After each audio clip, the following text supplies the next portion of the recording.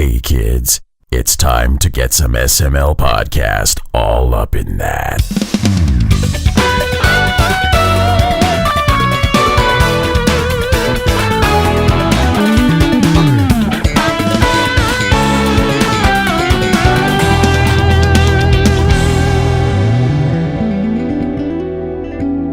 No, I just have my microphone, so I'm all by myself. Me and my cat, we're just hanging out. Cat. Oh, I wish I could be with my cat. My cat, my cat now. My cat now, because I have two. I have two for 3 weeks. There are two now. Two of them. That's pretty good.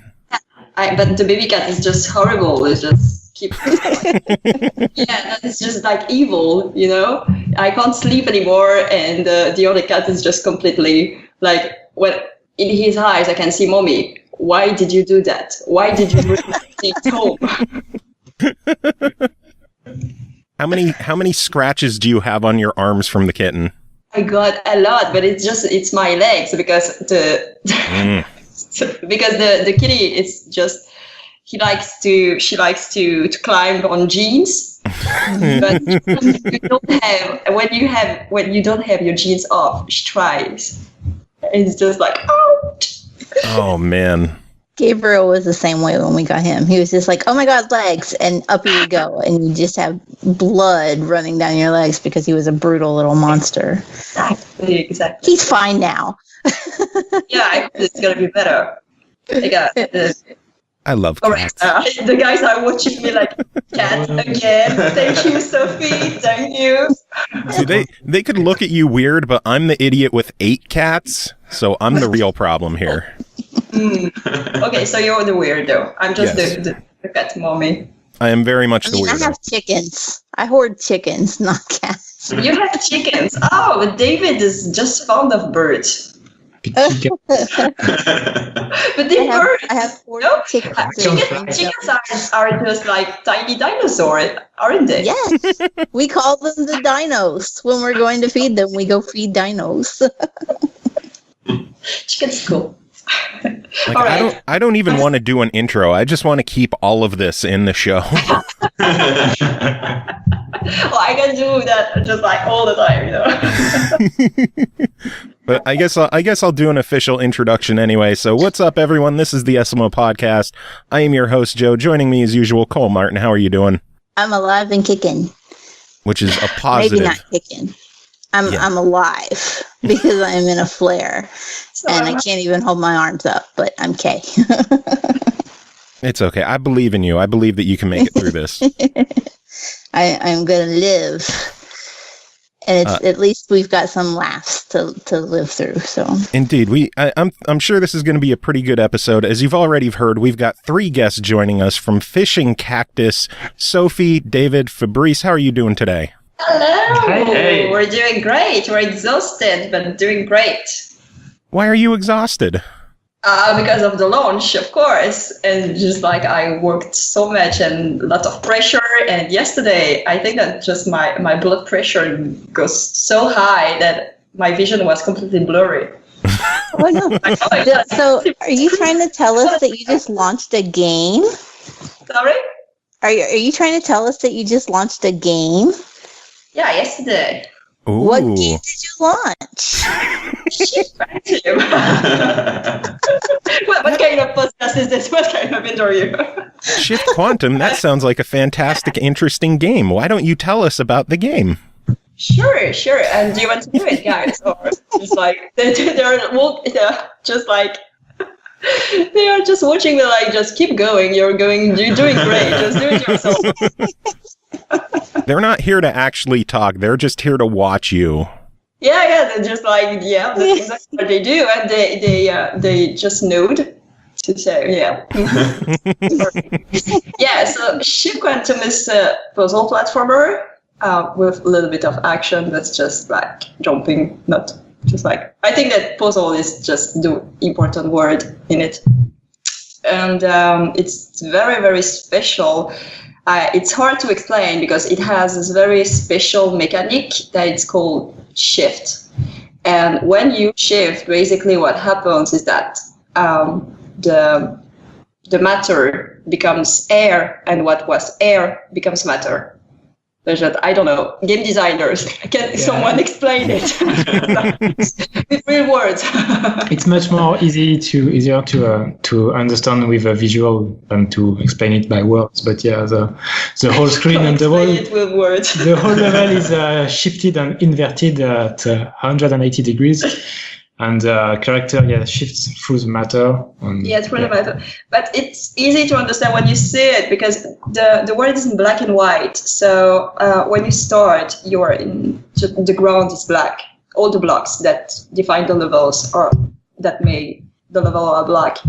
And when you shift, the air so become blocks, and what was the blocks become air. But these new blocks are white. So you can understand when you are in the something like positive space and negative space. I know that the game designer, they don't like when I use that idea, but they're watching me just like, don't say negative and positive space. So what do you guys prefer that you call it instead of positive and negative space? I know actually, you have the negative space would be the opposite world. So each time you shift, there is no like normal on the other world. Both sides of the level are the same or equivalent. So you have the black and the white space. That doesn't mean anything. The white space is white and the black space is black. That's racist. We had equivalent. Okay, at the same. But yeah, we struggled a lot during production to define that and to communicate with each other because it's really complicated to talk about it. So you have to draw things and make drawings to explain what you. When you did that, I remember David used to Fabrice is more just like the guy opening the level editor and creating levels, you know. But David, he likes to do it on paper. Yeah, pen and paper. But pen and paper, and I'm just like, how can you just like picture the negative and positive space just with one color on paper? Because it's the same. That's the same thing. Some levels were shifted at the very end, like what was white and black were inverted because I liked it better in another way. So it's you can always change the black and the white because it's really equivalent. You just have to flip the level. And what you just turn your sheet to see. Yeah, you turn the sheet of paper and that's done. Yeah, because when you shift, you do not just enter the matter, but also the screen turns at 180 degrees. That just made so that your character is always the head up. Yeah. So the gravity stays in a logical way, so you can move the character and do the platforming bit. Mm-hmm. It's easier. But that's not the only. Yeah, that's the main mechanic of the game. Mm-hmm. But we also just like implemented new special blocks. We call that blocks. It's just gameplay element, like a box that you can push or pull. And this box, with this box, you can also create just like empty spaces to get rid of the level. You can also have wind blocks that blows you away. What else? We have spikes. Spikes you can die on spikes. It's just spikes are brutal. Yeah, it's full There's a lot of spikes. I'm just like, oh my god. That hurts. Yeah, and other blocks we try to use the black and white mechanic always on the blocks. So you have near the end of the game, a bit of spoil, but can give out this one. You have a digger, a block that you can push. That's my favorite one. Yeah, but you can dig through the world. So with a black digger, you would dig through the black blocks and make them white. Yeah, I really have a problem with that digger block because I start to play and I see where the exit is and I'm just digging. And I'm just like, I'm digging. And then I'm just like, where is the exit again? Oh shit, I'm to visit all the level. It's like, oh my god. That's a block you'll find near the end of the game because it's very tricky. You can end up in a bad situation and having to reset the level. So a bad situation. It's nice. That's remind me of something. Yeah, so that it makes the levels more harder. Mm-hmm. I enjoyed playing with the digger block. I didn't get that far in the main game, but in the custom levels, I've been having a lot of fun playing the custom levels, and that's a fun block to mess around with. Did you create custom levels? I did create one. I'm not huge on creating things. I prefer more to play what other people create, but I did try to make my own. It's the one that vaguely looks like the letters SML because I'm that guy.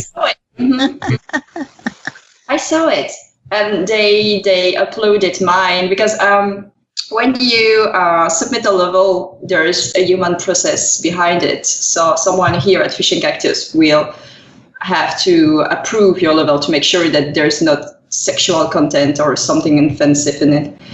And so yesterday I submit mine, and it's the high-rated one. Because who's bragging? She did. It's a level with a cat. It's a cat face. Okay. I saw that one. That one was adorable. You saw it. People just tweeted me. They were just like, I saw your level. That's awesome. I voted for it. I'm just like, creating cat level is not the purpose. It's not shift, but just like I ruined it. Just a cat. We went to great lengths to spend months and months to create hard levels and make them good. And you just have to create a cat face. Yeah. It took you just 2 years to get these levels, and I nailed it with a cat. And I couldn't even make a cat face because it wouldn't look like official. It wouldn't go with the darker story, to put a cat face in the normal level. So I can't even use this trick. Yeah, because you could have put because if you think about the story, we don't want to spoil everyone, but there is a story. And there's a little girl in the story. And little girl means cat, plushies and everything. So you gotta have no? I don't know. I think it's possible. Come on, we should add my level just at the very end. Imagine, just like it's very end of the game, last level, the most complicated one, and then cat level. People would be just like, and then you want they will be just like, what the hell is that? I just went through some of the hardest levels in the game, and now it's a cat? I don't understand. Why? Why is this here? So one of my questions was going to be, what were the unintended consequences of letting people design their own levels? But I think we've already covered that. It's not unintended because that's exactly what we expected. But yeah. It's the fun part of it. Just like we completely expected like arty levels and completely crazy levels, just like very, very hard, very hard one that just like super Meat Boy levels in Shift, Yeah. I don't know if we already have had some auto levels, like you don't have to play and everything is automatic. And it's all I saw a couple stages like that were automatic stages. I think those are so unique and fun to play. Mm-hmm. So that's the three kinds of levels that you can have on content creation. Yeah, that's good. I really loved it. I find that I used the level editor very late in development. But when I tried it, I was just like, that's nice. But they created it. At first, the level editor has been created for the level designers. So because they create all level using that tool, and then we were just like, that tool is great. Maybe we should just put it on community content or something. So yeah, that's how the level editor came to life. So I'm curious, you said there's a human element behind stages that are created and uploaded. Is it one of you that handles doing those, or is it someone else at the studio? All of us. We will have just constantly constantly the tool in the background of our PCs, and every time we see that there's a new level, just the person that sees it will just review it and just approve or reject it. How many of you had to reject so far? One. The publisher, he did the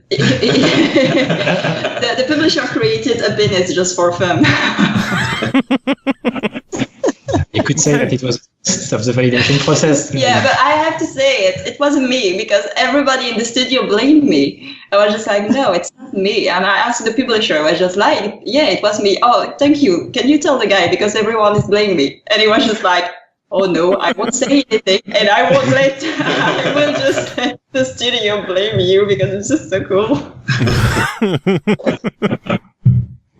I'm kind of surprised that only one level has had to be moderated so far. I kind of expected a game like this to see at least 1 or 2 dick stages show up fairly quickly. That's how you know I haven't submitted a stage yet. But maybe we come later. But it can be tricky, you know, because there are some blocks that you can activate or deactivate it. So pushing a button, and I can imagine that they could hide just like a penis somewhere, and you have to play all the level to just activate it, and you just like, oh my god, the penis was there all the time. But you can guess the shape of the blocks that will be activated or deactivated. It's not a surprise, so maybe we can with the right high. Oh, you're an expert in penises. I think not in penises, but in ship levels. So by combining strengths, we could. I am an expert. Come on. Oh boy. This episode spiraled into dick jokes very quickly. And that's how we like it. Just like I think that we had so many experience of that. Like I remember during an event, it was PAX South. Yeah, PAX South. And someone just misread Fishing Cactus, and he read Fishing Cactus. And he was just like, he was telling to his brother, hey, brother, just look at this. It's called Fishing Cactus. No, that's not it. No. What's the problem? Just not the same the kind of audience we are targeting with our games. No, not really. Maybe we should just I don't know, because we're just like, we love to do special games. You know, we did Epistory Typing Chronicles, which was a niche game. There are two kinds of specials. There are 2 different kinds of special. Yeah, but I mean, just like first game was a niche game, second game was a niche game, that third game is a niche game, and maybe we should do just something just like I don't know, like VR porn called. That could be a niche game. Yeah, a VR porn game called Fisting Cactus. Exactly. But I see their face, and I don't think that the designer would like to create. Oh no, I don't think you would have to hire someone else to do more. Yeah, they are not really keen about the idea. I'm not spending days and months to test and develop. Because then you have to go home to your family, and they'd be like, "Oh, what'd you do at work today?" And you're like, "Oh, I drew VR porn." Right. What'd you do at work today? I don't want to talk about it. I never want to talk about it again. Maybe that would help, because every time you go to your family and say, and people are just like, what are you doing for a living? Video games. What are you really doing for a living? Video games. Maybe saying just like... For some people working in the pornography industry and video game industry is about the same level. Yeah, some of them just like, this is fun, right? This is not a job. It's just fun. No, it's a job. Come on.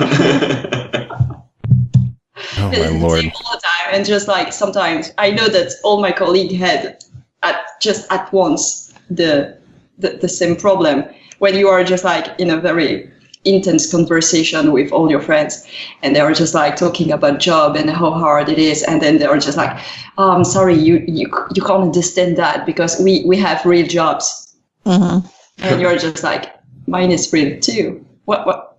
Come on.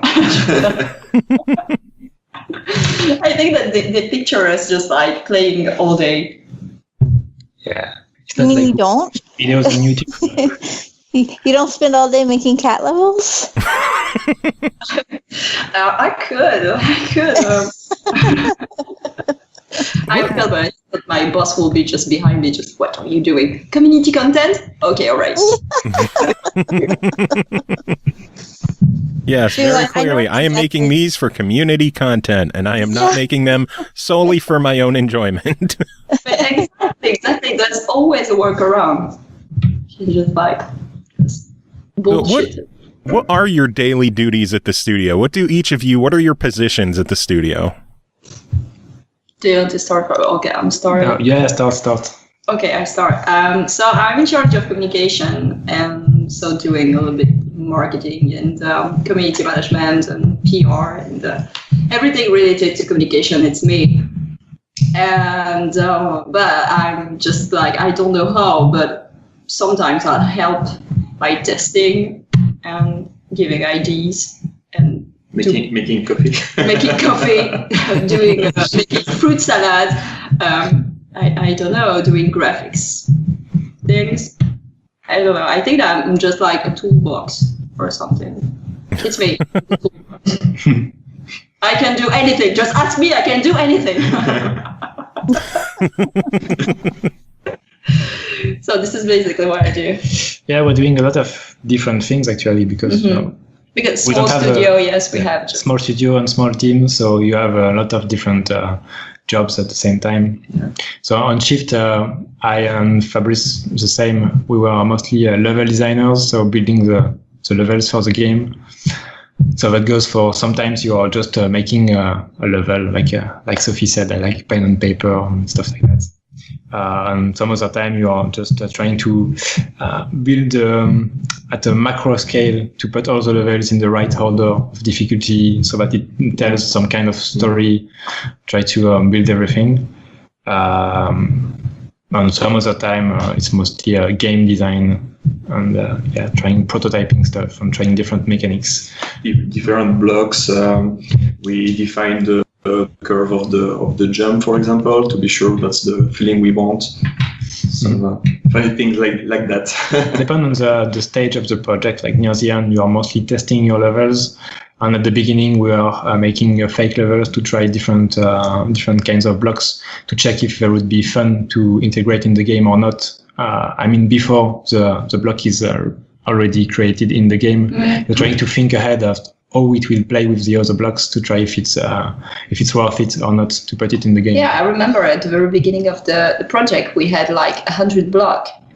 No? Yeah. Wasn't it? Yeah. We went for the studio went for a collaborative process to make everyone in a room and try to brainstorm about the block idea. So we had a long list. So we had to sort everything and it was very messy at the beginning. Yeah, I think that collaborative process was nice, but maybe a little bit too much because,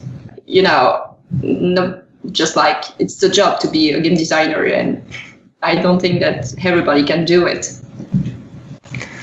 But we can have ideas. Were there any really cool block ideas that you had that you wished would have made the game, but they just didn't work out the way you wanted? Yes, and maybe it's gonna be later in the project. The portal block. Don't tease anything. Portal block so hard. The portal block was a technical difficulty. Difficulty. Just don't tell me about technical difficulty. I'm gonna talk to the programmers. We're gonna solve it. We're gonna sort that. Bring the programmer to the podcast. We can talk to programmers. Fuck it, get them in here. Get the programmers. Why didn't the goddamn portal block work? But it was so funny. You're just like brain fucking, just like. It's another of those blocks which is really hard to explain. Yeah, it's hard to explain, but it was very fun. I really enjoyed it. Yeah, but we had just like technical issue with that block. Yeah, maybe later, we are Are you guys considering DLC packs, or would you just create more community levels for added content to the game? I think we go into community levels, not DLC, because we don't want to add anything to the story or anything. Mm-hmm. So, because when you finish the game, the story is over. So it's like, yes. And they already did. I saw that Fabrice created some level for the community content. So what was that level? It was just like one that was just like removed from the game, or it's just like a brand new that you created? No, that was Some of them was initially. Sorry, my English is very, very bad. So is mine. Yeah. We tested a lot of levels for the solo progression. Some of them wasn't appropriated for the difficulty curve, so we just took them for later for community level, for example. So yeah, some of them are currently was currently made from the solo progression, and Yeah, I remember you made me test one, and then you were just like, "How did you find it?" I wanted to rage quit. All right, so this will be in community level. Yeah. Yeah, because you're crazy guys. These guys are crazy. I'm sure that I will have just people insulting me on Steam or everywhere, just like about the level progression. And I plan to give them their phone numbers and email addresses. Oh boy. To be fair, you asked us, like not you personally, but the team asked us to make harder levels. So because harder the better. No, I don't know. Because for us, all my nightmares are now in black and white. I know. I'm shifting in my brain. I know. When I created, when I had to create a lot of levels for socials media, and one night I dreamt that my body was made of block from shift. Yeah, it was. I don't know if I can say the rest of the. No, I'm not sure you can. Yeah, because people had just to activate my trigger, and it was just. Now I'm kind of curious to hear the rest of this. Yeah. Why are we stopping the story? I woke up and was just like, oh my god, what's weird, very weird. It just, oh my god, no. Indeed. I know, and now we are all uncomfortable. I'm sorry. That's what I do for a living, making people be comfortable. Mm-hmm. Hey, I like that. The more crazy and the more uncomfortable on the show, the better. You say That's why they let me be here. Pretty much, yeah. What about your dreams, David? Do you dream? Can you dream?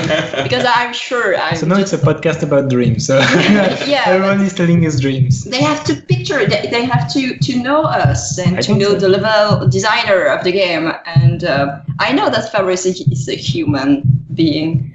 I'm not sure about you yet. So I was wondering, do you dream? I'm not doing to recall my dream here. So. Do you dream about parrots? I don't try to remember them, so I don't have a dream to read. But it's true that making a lot of levels like that and having to think them in your head without having them played. Just going crazy. Yeah, it's starting to, maybe not crazy, but you're starting to think a bit differently.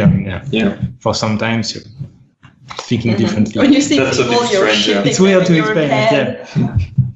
You get to a certain level of understanding of the world and the white.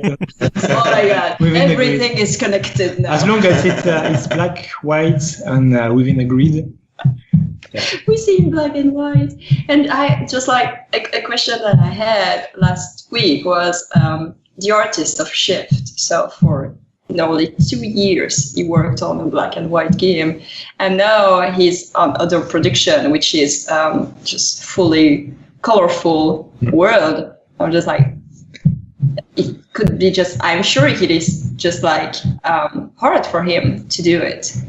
It's just like, I didn't ask him, but I don't think he lost his completely sight for colors. The world is still colorful.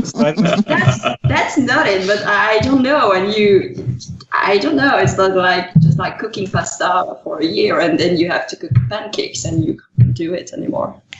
You just hand the artist a color wheel, and he's like, "What is this sorcery?" I don't know what any of these are anymore. Except yellow. Yellow is in the game. Yeah, yellow is in the game. Yeah, that's true. That's no, the person. Who? Where? I don't remember. The scarf. The scarf. Yeah, but someone asked me. Yeah, someone told me you should put more red in the game. Not red. More red. Yes. Why red? I was just like, For no. blood? Imagine different communities with different colors. Against them, you know. We want blue. Blue in the game. Red seems to be a pretty popular choice when you have monochromatic games like Inside and Albert and Otto. They tend to be very grayscale with red. So it was nice to see yellow because A, that's my favorite color, and B, it was different. Yeah, and the yellow, it's just also it's connected to the story and the little girl and all that memory thing that it's just. I'm spoiling again. That's why I let you go on that road. So I'm gonna mute the microphone, explain it, and then. So yeah, yellow. I think that yellow was really the color for it, because yellow is childish and just like, you know. Yeah, it's easier to see than a dark blue in a black environment too. Of course, That's also part of why we chose yellow, to be honest. But yeah. Of course. In color theory, yellow symbolizes happiness. Yes. Yeah, exactly. And this is in the story. This is exactly what Axel Vertigo does. Axel Vertigo promises to bring happiness to the guy, and that's the reason why the guy asked for help, and that's the reason why he's connected to Shift Quantum. So it cannot be red. So it definitely can be red, just like, Because red is power. That's different. That's a different theme that the game isn't going for. Like, what would people expect red for? Like, do they expect your character to hit spikes and then just explode into a red mist of blood and gore or something? Yeah, we thought about it, and I think that the reason why we didn't do it, it's just like, no, we are rated teen, and if we had the red color for the blood, we would be rated more harshly than that. Yeah. Mm-hmm. I think it's just like 16, rated 16 if you have a red color for the blood. That's weird. Rating systems are so weird, where some games could get away with things and others can't. I don't know. Yeah, it's pretty weird, and people, they don't understand it. Just people think that maybe that's because the game is rated 12, for example. I heard people say, "Oh, that's a game for kids," but no, just say that there's no violence in it, or just like. Yeah, I don't know. It's not the difficulty of the game, just some elements, some very specific elements that make you in certain categories. With about rated ratings, I had an argument with a woman in the train. We were in the train. She was talking to her friend. She was just like, "Oh, my kid is playing video game are bad and blah blah blah. Bad video game. My kid is playing GTA and it's bad. And the kid apparently was 12, and I just like I saw completely red. I was just like, ask the person, do you buy porn to your kid? I was just like, no. Why would I do? Would I do that? Just like the rating on the GTA say it's like mature content. So I don't get it. You should give him porn. Same, no? Yeah. And she Makes was sense to me. Yeah, she was very, very upset about that reflection coming from nowhere. A girl that she doesn't know, just in a train. See, all three of my kids are gamers, but I'm one of those parents that's like a pain in the ass about ratings. Mm-hmm. And so, like, my oldest is 14. She even wants to be a game developer. And she was like, she come in the room yesterday. She's like, can I play Life is Strange? And I thought about it, and I thought, well, and I wanted to tell her no. And I also wanted to tell her yes, because rating-wise, I would have just said no. But I did end up letting her play it. Yeah, you played it. You know what's inside the game. So I think it's very important. Yeah, because I know that it's a level of maturity and can she handle the content. Mm-hmm. And so I thought that, as far as that goes, it's probably fine. But if she was like, "Hi, can I play Call of Duty?" I'd be like, "No." Yeah, exactly. We have two artists here at Fishing Cactus, and they are just really picky about it. So every time they want to show something to the kids, they're just watching in, making sure that everything is just like safe content for the kids. And but they are just like easily afraid, I think. Maybe that's the reason why they're easily afraid. Maybe it's because of the parents, I don't know. Maybe they're too safe. Yeah, just like. But that leads to a fairly good question. When you guys aren't working on shift or your own projects, what games are you playing right now? Oh, I'm not playing right now. I don't. You're playing with a kitten. I have to play with the kitten. What was your last game, David? Whoa. I'm trying to catch up on the Steam library. So it's good luck. Answer, all the time, but really trying to just test them and remove them. So I finished what is it called? The Brothers, A Tale of Two Sons, so very old game, but it was sitting in the library and finished it. I played, spent much more time in Watch Dogs 2. Mm-hmm. Yep. So the last game I played was Watch Dogs 2. Yeah, the last game I played just before the kitty was Civilization 6. Oh yeah, 2. And but I'm just obsessed with that, that special campaign when you're playing Australian on Australia, just the back now or something. I don't know how it's called in English, but you have just 60 rounds to be the richest one of the Australia. I'm very obsessed about being the richest one. But can you do it in 60 turns? It's very hard. Very hard in 60. You have to make very good choice. And I'm so obsessed that I just turning around the island, finding the good place. And if I fail after 3 turns, I just start it over again until I find the good place. So it takes me just like ages. Yeah. I don't think that's how it was meant to be played, but no, it's just like my compulsive problems. Yeah, I played a bit of C too, but after one long game, I stopped because I don't want to spend too much time in one play, long time. But after I stopped. You should play a minute for that. In that game, your character is dying every 60 seconds, so that's a pretty short session. Yeah. And what's the last game you played, Fabrice? That was Minute. Minute. Yeah. That's a pretty cool game. I dug that one. Yeah, indeed. Cole, did you have any other questions that you wanted to ask? I think we covered everything. Yeah, I think too. Yeah. It was very nice. Very nice. Anytime, guys. Yeah, it was a really fun chat. Is there anything? Sophie, Sophie, we need you. You're just right here. Well, give us all the information. Where is the game available? How much is it? How can people stay in touch with you? Yeah, so the guy in the game, it's $20, and it's on Steam, Xbox, PlayStation, and Switch. And currently on Steam, it has a discount of 10%, which is quite nice. And yeah, I think I said everything. So where is it available, and how much is it? And how can people keep up to date with you? Yeah.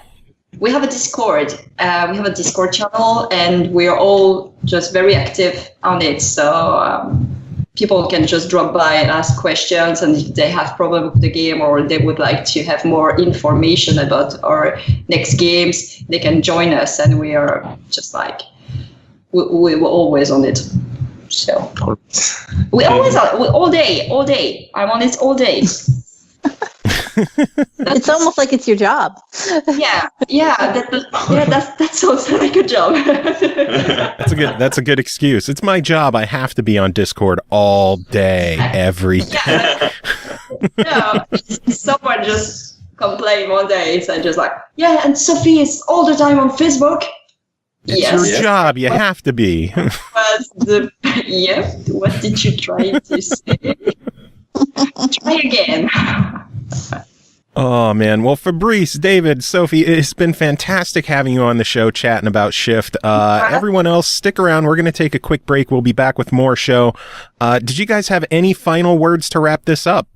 Yeah, you have to play Shift because this is the game that makes you feel stupid and clever at the same time.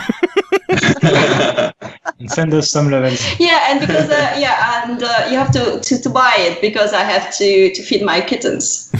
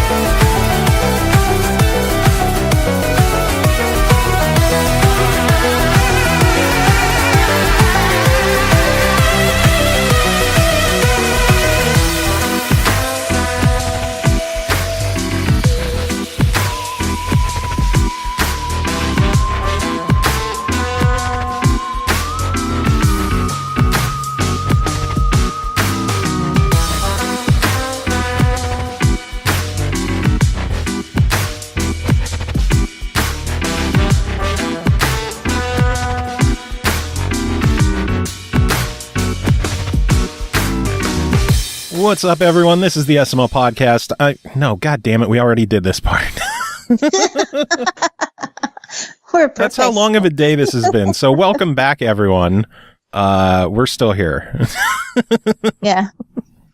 It's been a long day. It really has. Big thanks again to everyone at Fishing Cactus for joining us, chatting about Shift Quantum and how someone called them Fisting Cactus. And that's all I've been able to think about all day is just... That's amazing. Fisting Cactus. It's so good. But we do have more show to take care of. We got some news and reviews to take care of. Some guest reviews are going to be dropping in. Everything is recorded completely out of order, and I don't even care. I don't care. It should just be like part of the course at this point, because we've been doing it chaotically for 6 or 7 months now. Something like that. I've been doing it chaotically for 5 years. I don't know what you're talking about.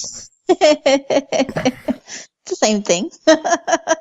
Just a smidge. I like to pretend that there was some kind of organization to the show before I just fucked everything up. Zilch. This shit was never organized at all. Never, and it never will be. And it would probably help if I had the proper layout on the screen during the stream. So, by the way, if you don't check out our streams on Twitch, you probably should, because we do cool shit on there. Sometimes codes find their way onto screens and get given away. Yeah, if enough people show up. That's an if. And as long as I still have codes, which by the way, today we are going to be doing a giveaway on the show, and finally we're going to have to pick winners, which is going to be fun. Oh no! So it's up to you. Do you have to be like, not that one? So do you want to start with the news, or do you want to just start off with the giveaway? No, let's make them wait. Let's do the news first. All right. Okay. I feel particularly sadistic. So, big news of the week is Games with Gold and PlayStation Plus for June were both announced. All around. It feels very lackluster for an E3 month. On both sides, too. Like, there's some winners on both sides, and there's some meh on both sides as well. But we'll start with what I think is the better of the two. PlayStation Plus for June. PlayStation 3 is going to have Zombie Driver HD and Tom Clancy's Ghost Recon Future Soldier, which it's cool to see a big AAA title showing up on PS3 of all platforms, since they've been getting shit for a couple of months. So it's good to see them get something nice. The Vita is getting Atomic Ninjas in Squares, which in my eyes are both fairly lackluster. What are you going to do? And then PS4 has two pretty solid ones with Trials Fusion and XCOM 2. Yeah, I'm not familiar with XCOM, but I'm sure there are plenty of people who are excited about Trials. Oh, there are plenty. But then we jump over to the Xbox side of things. We'll start with the good ones, the Xbox 360 games from June 1st through the 15th. Sonic and All-Stars Racing Transformed, which I'm excited about because I got to trade in my physical copy for like $20 today. Oh, wow. I know. GameStop was still giving a decent amount on that one. I should check the receipt. What did I get for it? Because that's the kind of show we run where I'm just going to fucking look during the show. $18.20. Wow, yeah, that's pretty good. I didn't know that they gave out more than 10 cents for a game. Yeah, for a Sonic racing game from last generation, of all things. That's pretty big. Yeah, and then June 16th through the 30th is Lego Indiana Jones 2, another solid one. It's not the best Lego game out there, but, you know, Lego games are always fairly solid anyway. Yeah, my kids like them. I don't ever play them, but it'll make number 2 and number 3 happy. So. Yeah. And then we've got the Xbox One lineup for June, and to say it's divisive is a bit of an understatement. For the entire month of June, the 1st through the 30th is Assassin's Creed Chronicles Russia, which doesn't surprise me because we've gotten damn near every other Assassin's Creed via Games with Gold. You know what's nuts is that when Assassin's Creed China was free, I was like, oh, while China is free, they'll mark down India and Russia, and I'll get them then. And I'll have the whole trilogy. And I did. And now I regret it. Because if I just waited, I would have got them all for free. It is a good spin-off of the Assassin's Creed, though. I do like the series. I'll say within the next 2 years, Origins will be Games with Gold. That's my guess. Dee and Evelyn, number 1. I normally don't say her name, but I did. I slipped. She has a name. They're both like, oh, we really want Origins, and it looks so cool. We need it. I'm like, yeah, but if you wait, it'll be free. Yeah. Eventually. And I'm not paying for it. Eventually, every Assassin's Creed game will become backward or Games with Gold at some point, and backward compatible. Yeah. I think they are all backward compatible now, aren't they? I think Liberation and Rogue might not be. Oh, Rogue is. Did they make Rogue? Is it? Oh, yep. Okay. Well, Liberation is not. I don't think so. Well, then there's the one we're waiting on. The one, and it's one of my favorites. I wish it was. Speaking of backward compatible stuff, we got 3 additions to the program this week. Oh, yeah. I tried to block it out. Yeah, you don't even want to talk about it. I tried to block it out. From June 16th through July 15th, our Game with Gold is some shitty DLC pack for Smite. A free-to-play game, and we get fucking DLC. To the credit of Xbox, it is a pack that is allegedly valued at over $100, but fucking free-to-play DLC. Why? I could not be more... And I feel so bad when I say I'm disappointed in a $100 freebie. Yeah. But it's for a game I have no interest in ever touching. At least when games with gold that I haven't played in the past, I usually feel some kind of motivation of like, you know what? I hadn't looked at it, but I'll try it. Yeah. I've played Smite. I hate that shit. I don't want this. What is this? Why is this a thing? And I know that, like, there are Smite competitions, and it's a big ordeal, and people love Smite, and so there's plenty of people who are, like, shitting the bed with excitement here. I'm not one of them. Yeah, I know my buddy JT, who drops by the chat every now and then. He was really excited because he said it's one of the few games he plays. I couldn't find any possible way to care less about DLC being a game with gold. It's just fucking at least when the Killer Instinct stuff went games with gold, you know, it usually included like the Killer Instinct arcade version, Killer Instinct 2 arcade version. It included a shitload of characters, which you only ever get a character a week if you play the free version of that game. Right. So I felt that those were almost kind of worth it, although it still sucked that it was basically DLC for a free-to-play game. Right. But this just, oh my God, I don't get what they were thinking. Apparently, PlayStation got a similar pack many months ago where they got a Smite pack for part of their PlayStation Plus lineup, but it wasn't one of the 2 PS4 games. It was a bonus in addition to the PS4 games. Yeah, I think that's where they kind of faltered here. Like, yeah. Like, if it was a bonus, that would be amazing. But to take a spot of one of the free games that we would normally get, that sucks, man. That fucking just, why? They kind of, sometimes you get lucky during E3 month and they go, oh, here's a bonus one that we're announcing today. Have fun. So I'm kind of hoping like we get something good to make up for it. We'll see. Just a couple of weeks away. 10 days.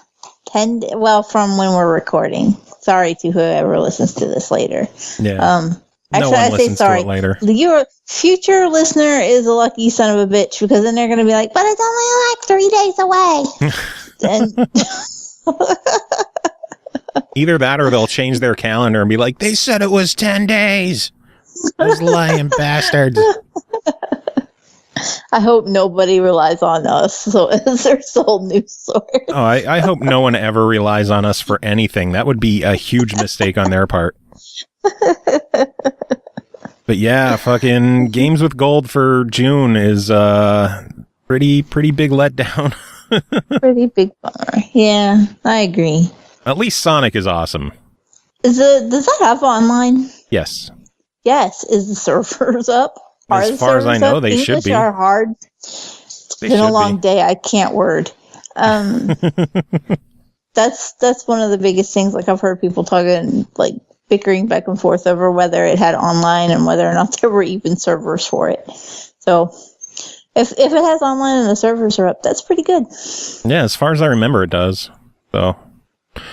Some other news, since we're talking about Sonic game, there was a Team Sonic racing game that was announced this week, and it seems that they have taken everything people really loved about Sonic and All-Stars Racing Transformed, you know, all the other Sega stuff that was in there, and removed all of it. And now it's just Sonic only. So they took everything everybody loved and threw it away. Yeah, so now it's going to be Sonic and Tails and Knuckles and fucking Big the Cat and that crocodile thing and just other shitty Sonic characters that nobody gives a shit about. Damn. I don't understand their thinking of removing all of the other Sega stuff. I don't get it. I don't have words. I don't understand why that's a thing. I'm sorry. I don't know. Let's see. Mega Man 11 has been given an October 2nd release date for all platforms, which is cool. The surprising part of all of this is the price tag for it is clocking in at $29.99. That seems fair. Were people expecting it to be more? Well, 9 and 10 were $10 each. Oh. Yeah. So they were expecting it to be less. You can get collections of 1 through 6 and 7, 8, 9, and 10 for $20 each, and now it's going to be $30 for just the new game. For just 11. I think that's what threw me off. I have one of the collections, but I didn't buy it. I want it. So well, I know Collection 2 is part of Game Pass this month. So in that case, I have both of them then. Oh, there you go. Yeah, I'm rooting for the game. The new trailer looks incredible. It looks significantly better than it did the first time they showed the game off. It looks cleaner, crisper, smoother. The visual style doesn't look as weird as it used. Like it used to look a bit too much like Mighty Number 9, and it looks like Mega Man now, which I'm excited about. But man, that $30 price tag worries me. I hope it does well because I want Mega Man to come back big time. Yeah, that makes sense. But I don't know. Last bit of news I have is we mentioned backward compatible stuff. 3 games were added this week. We have, I believe, officially completed all of the Saints Row games available on Xbox One now, with Saints Row and Saints Row Get Out of Hell both being added. And then the Micro Machines-esque Toy Box Turbos was added as well. Nice. Yeah, I was surprised. I fired up Toy Box Turbos. I fired up the trial on the 360 to see if I wanted to pick it up because I enjoyed Micro Machines and I wanted to see what this one was like, which, spoilers, it's pretty much Micro Machines without the license. I was surprised. It's an arcade game with 1,000 gamer score. Oh. Yeah. Really? It must be a newer one, so it must be after they made the decision that all games are going to be treated as 1,000-point everything forever. So yeah. But yeah, that's the news I got. Any other news for you? I don't think so. I don't think we have any news. I don't have any news. We already did your news. Well, then we could jump on over to the giveaway, but checking my emails, before we get to that, we have something weird, and that is an email to read from one of our listeners. Yeah, our good friend Zach Lyons. We haven't heard from him in quite a while. He has still been religiously listening to episodes. He's quite a while behind, but he just listened to episode 283, and he writes saying that, hey, Joe, just listened to episode 283 and wanted to throw my hat into the ring for your Narcosis giveaway. Oh, no. So he says, true story, when I was a kid about 6 or 7 years old, I went to the lake with my extended family and I tried following my older cousins into the deeper part of the lake. I hadn't yet learned to swim, but I was doing all right at jumping on my tiptoes to keep up with them. At one point, I jumped forward and unknowingly went over a drop-off, and when my feet didn't touch the ground underneath, I started freaking out. I flailed wildly and tried to get my head above water and somehow managed a few screams and yells. Couldn't pay attention to my surroundings since I was panicking so bad, but thankfully after what felt like my final moments alive, one of my aunts grabbed me, pulled me safely to shore. It was terrifying, but soon one of my cousins agreed to teach me how to swim, and I'm pretty cool with deep water these days. Anyway, my biggest ocean fear would probably be surviving a plane crash in the ocean and drifting among the wreckage until I starved to death or was eaten by aquatic predators. Fingers crossed you haven't picked a winner yet, 100 episodes later. Zach, I've got some bad news. By the time you hear this in 2020, we already did pick winners for that one, buddy. But I'll see if I could hook you up with something from my Listo codes to thank you for your email. It's been too long since we've heard from you. Should we tell them the bad news about what happened to Honor Code?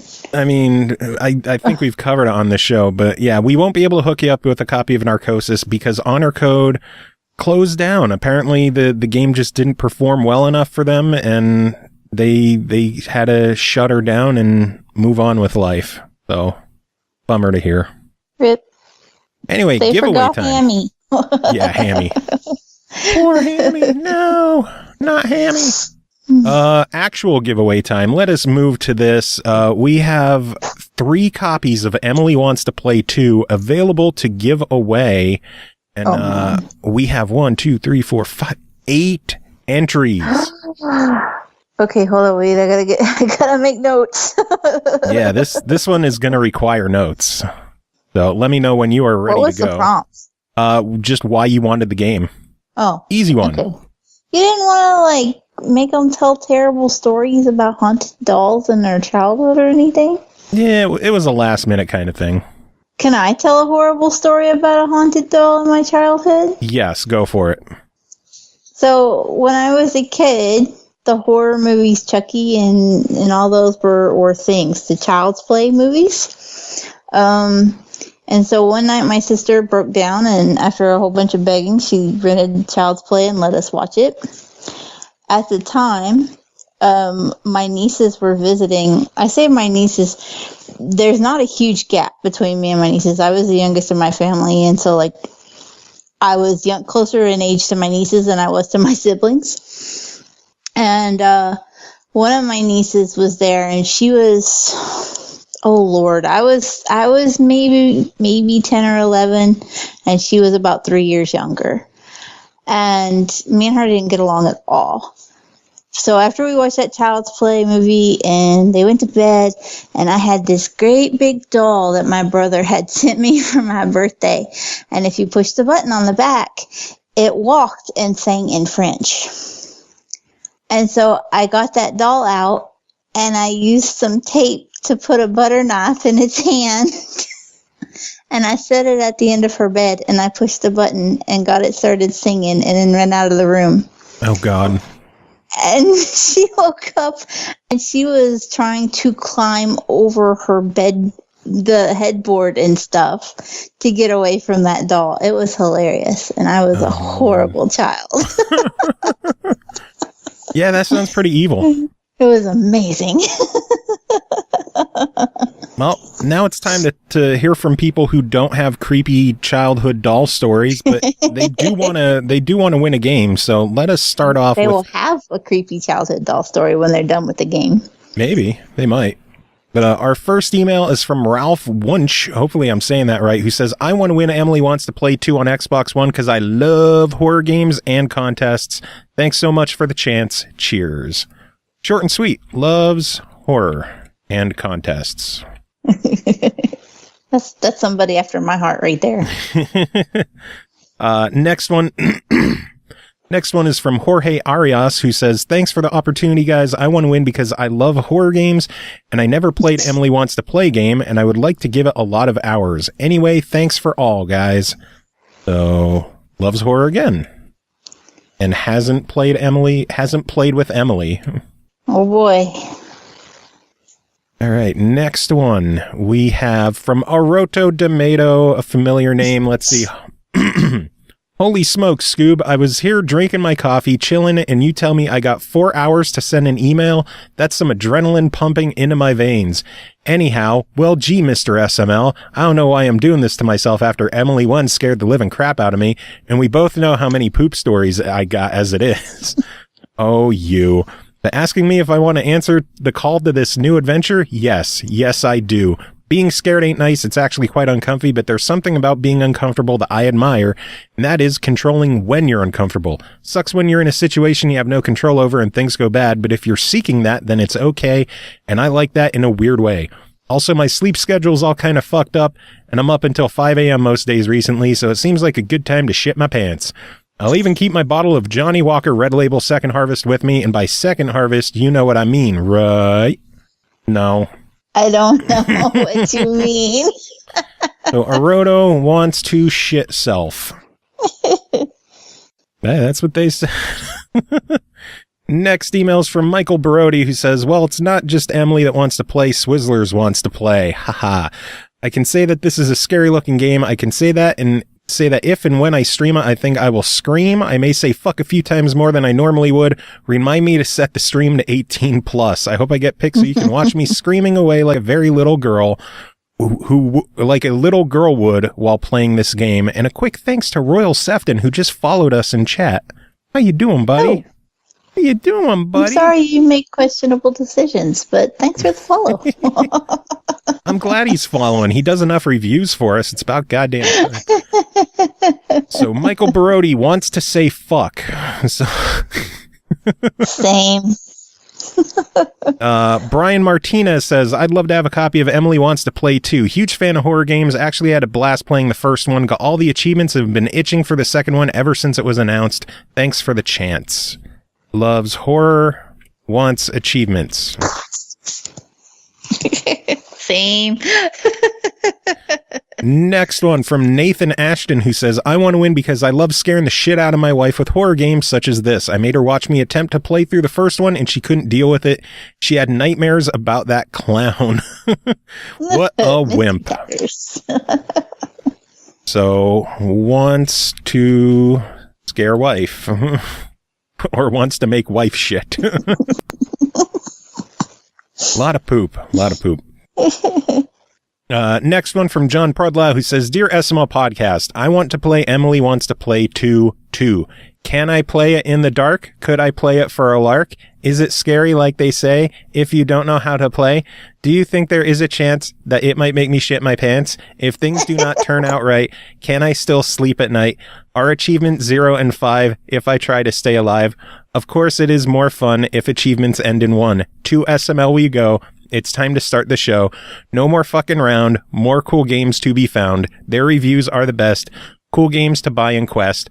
For the puns, I have no time. Just some stupid, silly rhyme. Thank you for your consideration. That was amazing.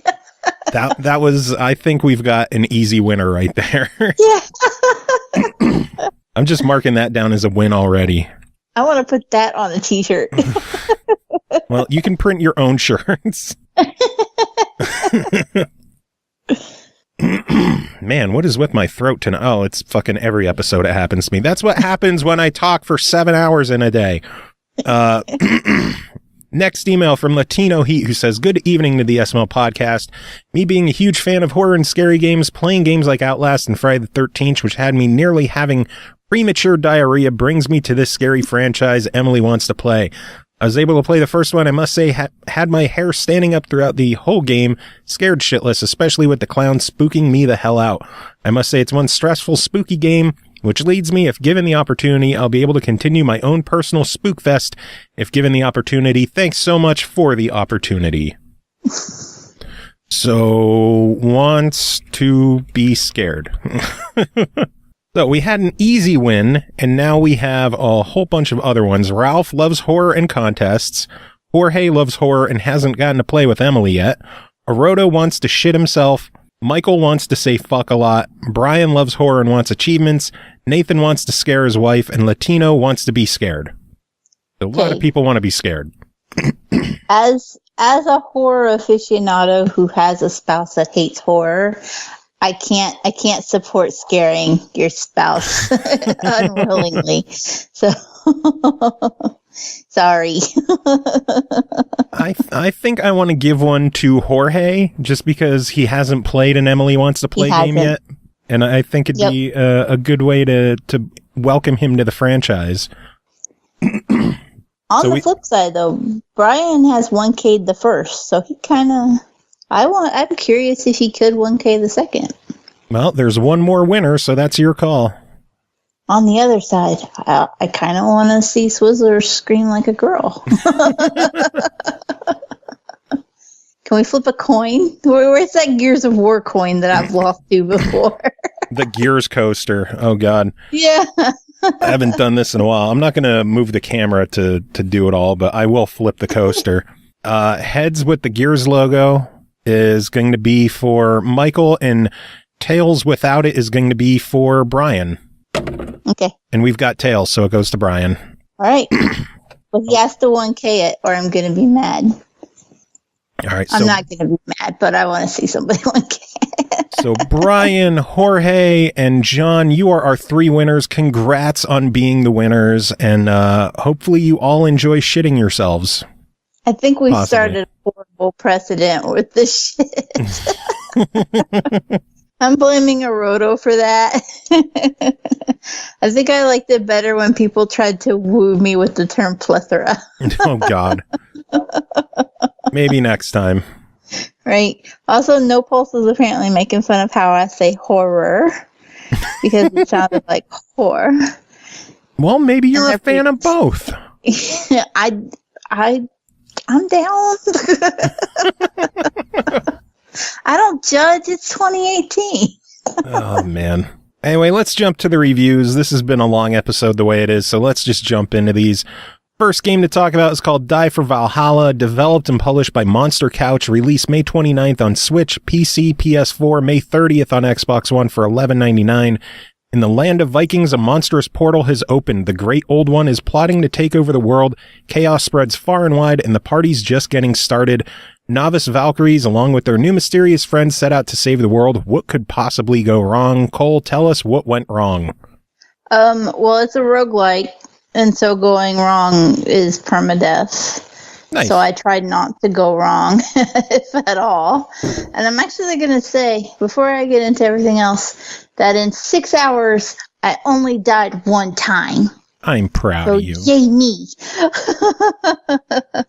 And even it wasn't like the worst of things, but it was, I'll get to it.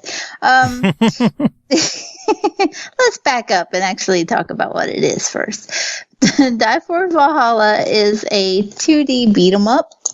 Like I said, it does have a roguelike aspect to it, but you have a choice of whether the roguelike version is what you play, or if you just play super pussy crybaby mode where you don't have permadeath. So you can play on normal and get through it and be fine.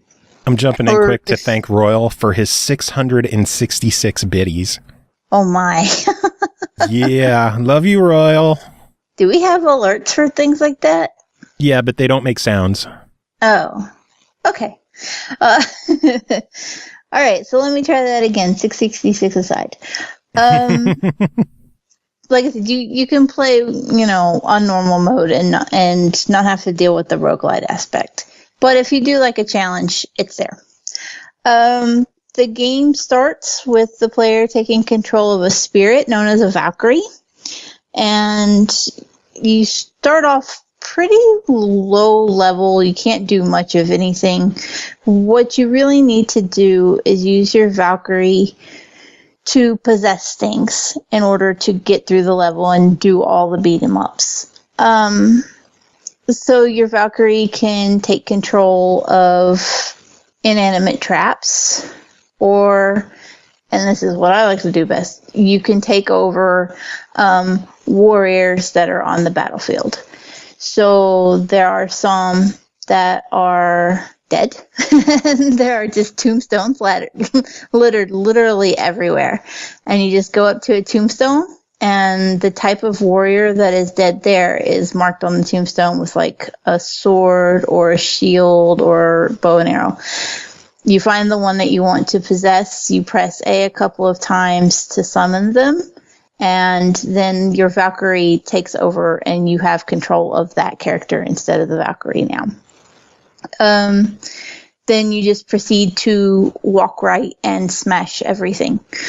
Yay, smashing things!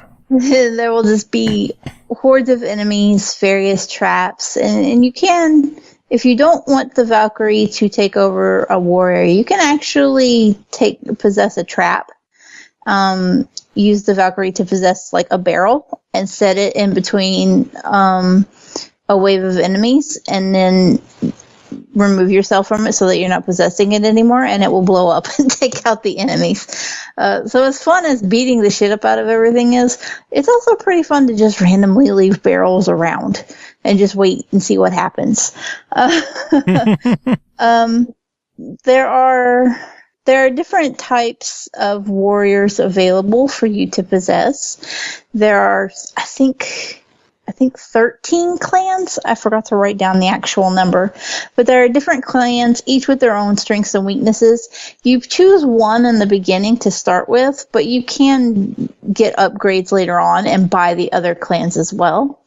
And then within each clan, there are different types of warriors. Some have, like I said, the bows and arrows. Some have sword and shield. Some have axes. There's berserkers and thralls, and there's just different play styles to each one, but ultimately no matter which one you choose, you're just going to be running into everybody and smashing X. It thinks there's not a lot of effort and thought put into the gameplay if you don't really want to go the route of trying to set the traps and stuff. You just run through and smash X, and you'll kill everything, and it'll be fine. That is kind of the game's biggest downfall, though, is that you can just run through and smash X. And it gets repetitive because it's just level after level after level of running from left to right and just getting from A to B. When you get to the end of each level, there's one of 3 endings for each one. And most commonly, it will be like an even bigger wave of enemies that will come after you. Every now and then, you'll get a shrine that you need to defend instead. And even rarer than that is a boss. Every single one of the bosses, though, have the exact same attack pattern, no matter what it is. So, again, it just gets a little repetitive. You're like, I've seen this song and dance before. Yeah. And if you've played it and you've managed to survive for an extended period of time, like I said, I went 6 hours before my first death.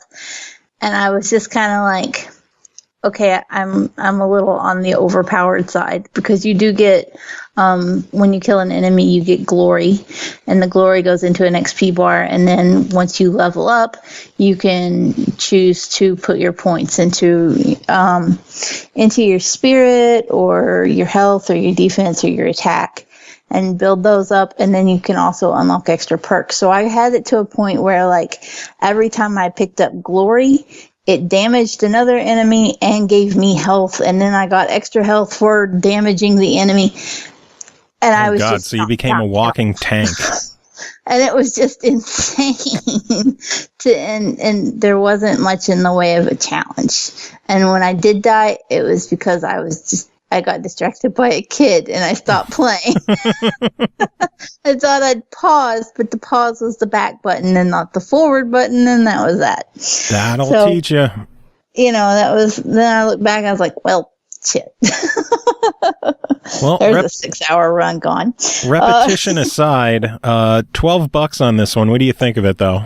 I do give it a buy it. Like I said, it does get a little repetitive, and that's really more if you're just playing it in long stretches. If you're breaking it up, just playing a couple levels at a time, it's not going to be that big of a deal. I found it far more enjoyable to do that. I was just like, you know what? I'm going to run a few levels, and whatever happens, happens, and then I'm going to go do something else. Cool. But I did enjoy it. It was a lot of fun. I'm glad it got to buy it, because while you were reviewing it, I was like, this game looks cool. I'm going to buy it. So I bought it. Yeah, you should. Yeah, you'll probably...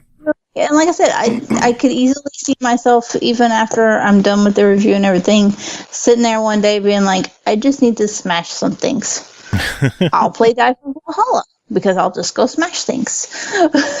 That works. All right, next game to talk about is called Earth Atlantis, developed by Pixel Perfex, published by Headup Games. It released June 1st on Xbox One and PS4 for $14.99. The great climate shift struck at the end of the 21st century. 96% of the Earth's surface is underwater. Human civilization has fallen. Machines have adapted the shape and form of marine animals. The ocean is full of creature-machine hybrid monsters. You are a hunter, and the new journey begins. Earth Atlantis is an underwater, horizontal scrolling shmup, pretty much. You start off in your submarine ship, and you are tasked with navigating this labyrinth of collapsed buildings and just underwater sea area to try and track down these marked monster animals that are on your map. Like 2 or 3 will pop up at the same time. You have to navigate through, get to them, and it's a boss. You take out the boss, new pathways will open, and you move on and take out more bosses. And it's basically a kind of a string of boss rushes. There are other monsters there, which when the game starts out, there aren't many. It's just enough to keep you entertained in between the boss fights. The game difficulty, though, it jacks up fairly steadily through the game, where by the time I was dying in the game, it was close to straight up bullet hell action. That's how much shit was going on the screen, which is, it was really, really cool to watch that build up from only a couple of enemies on screen at once and only a couple of bullets coming at you to just waves of monsters and waves of bullets coming at you, dodging everything, moving around. The game has a beautiful, beautiful pencil art style. It looks like everything is scribbled in pencil on like parchment paper. And it is, It is stunning in looking. It is even more beautiful in motion. And as much as I'm enjoying the game, there are some issues I have with the game. The first one is the way that you turn in the game. When you are facing a direction, the only way to change your direction is by hitting the bumper. And then, yeah, it's awkward. I believe I can't remember if it was the left trigger and left bumper turn you, or if it's the bumpers turn you and the triggers fire. I can't remember. I could just remember it felt awkward trying to turn my ship while still trying to fight enemies. It was an awkward place to have the turn, and I would have rather have seen it on a face button. Actually, I think it was on the B as well, but it just something about it just didn't feel right while I was playing. Like there was just I've seen other shmups with that, where you have to turn yourself, and it is not a mechanic I enjoy. Yeah. It was just weird. I would have preferred, you hit right and you turn right, you hit left, you turn left, and then you just continue in that direction. I can understand the need to have it that way so that you can, face forward and shoot monsters while still moving backwards and dodging. But then I kind of wish it would have been just like a twin stick where you hold left on the other stick to shoot left, you hold right to shoot right, stuff like that. I don't know. It was awkward turning the ship. After playing for a while, I did get used to it, but first starting out, it is interesting. The other gripe I had is that once you get into the game and you're a bunch of bosses in, you're halfway, 3/4 of the way through the game, and things start getting really, really hard, if you die, you might as well just start the game over. They do have checkpoints that you could hit as you travel through, and if you die, you'll go back to that checkpoint. But you lose all of your powered up shots, you lose all of your special attack weapons, you lose everything, and you're back to just a single bullet, and it is near impossible to get back into things if you're far enough into the game. So every time I've gotten in, and I've gotten far enough into the game that I felt at risk at dying, if I were to die, I would just say, fuck it, I'll start over fresh. I would rather spend that extra time and have the opportunity to get better weapons and be more powerful than to struggle trying and hoping that I'll get enough power-up drops to be able to handle any of the bosses. Other than that, though, the game is absolutely gorgeous. It is a lot of fun. And $15 on it, I give it a very, very recommended try. It's not going to be for everyone, but if nothing else, play it just for the visuals, because damn, is this a good looking game. Nice.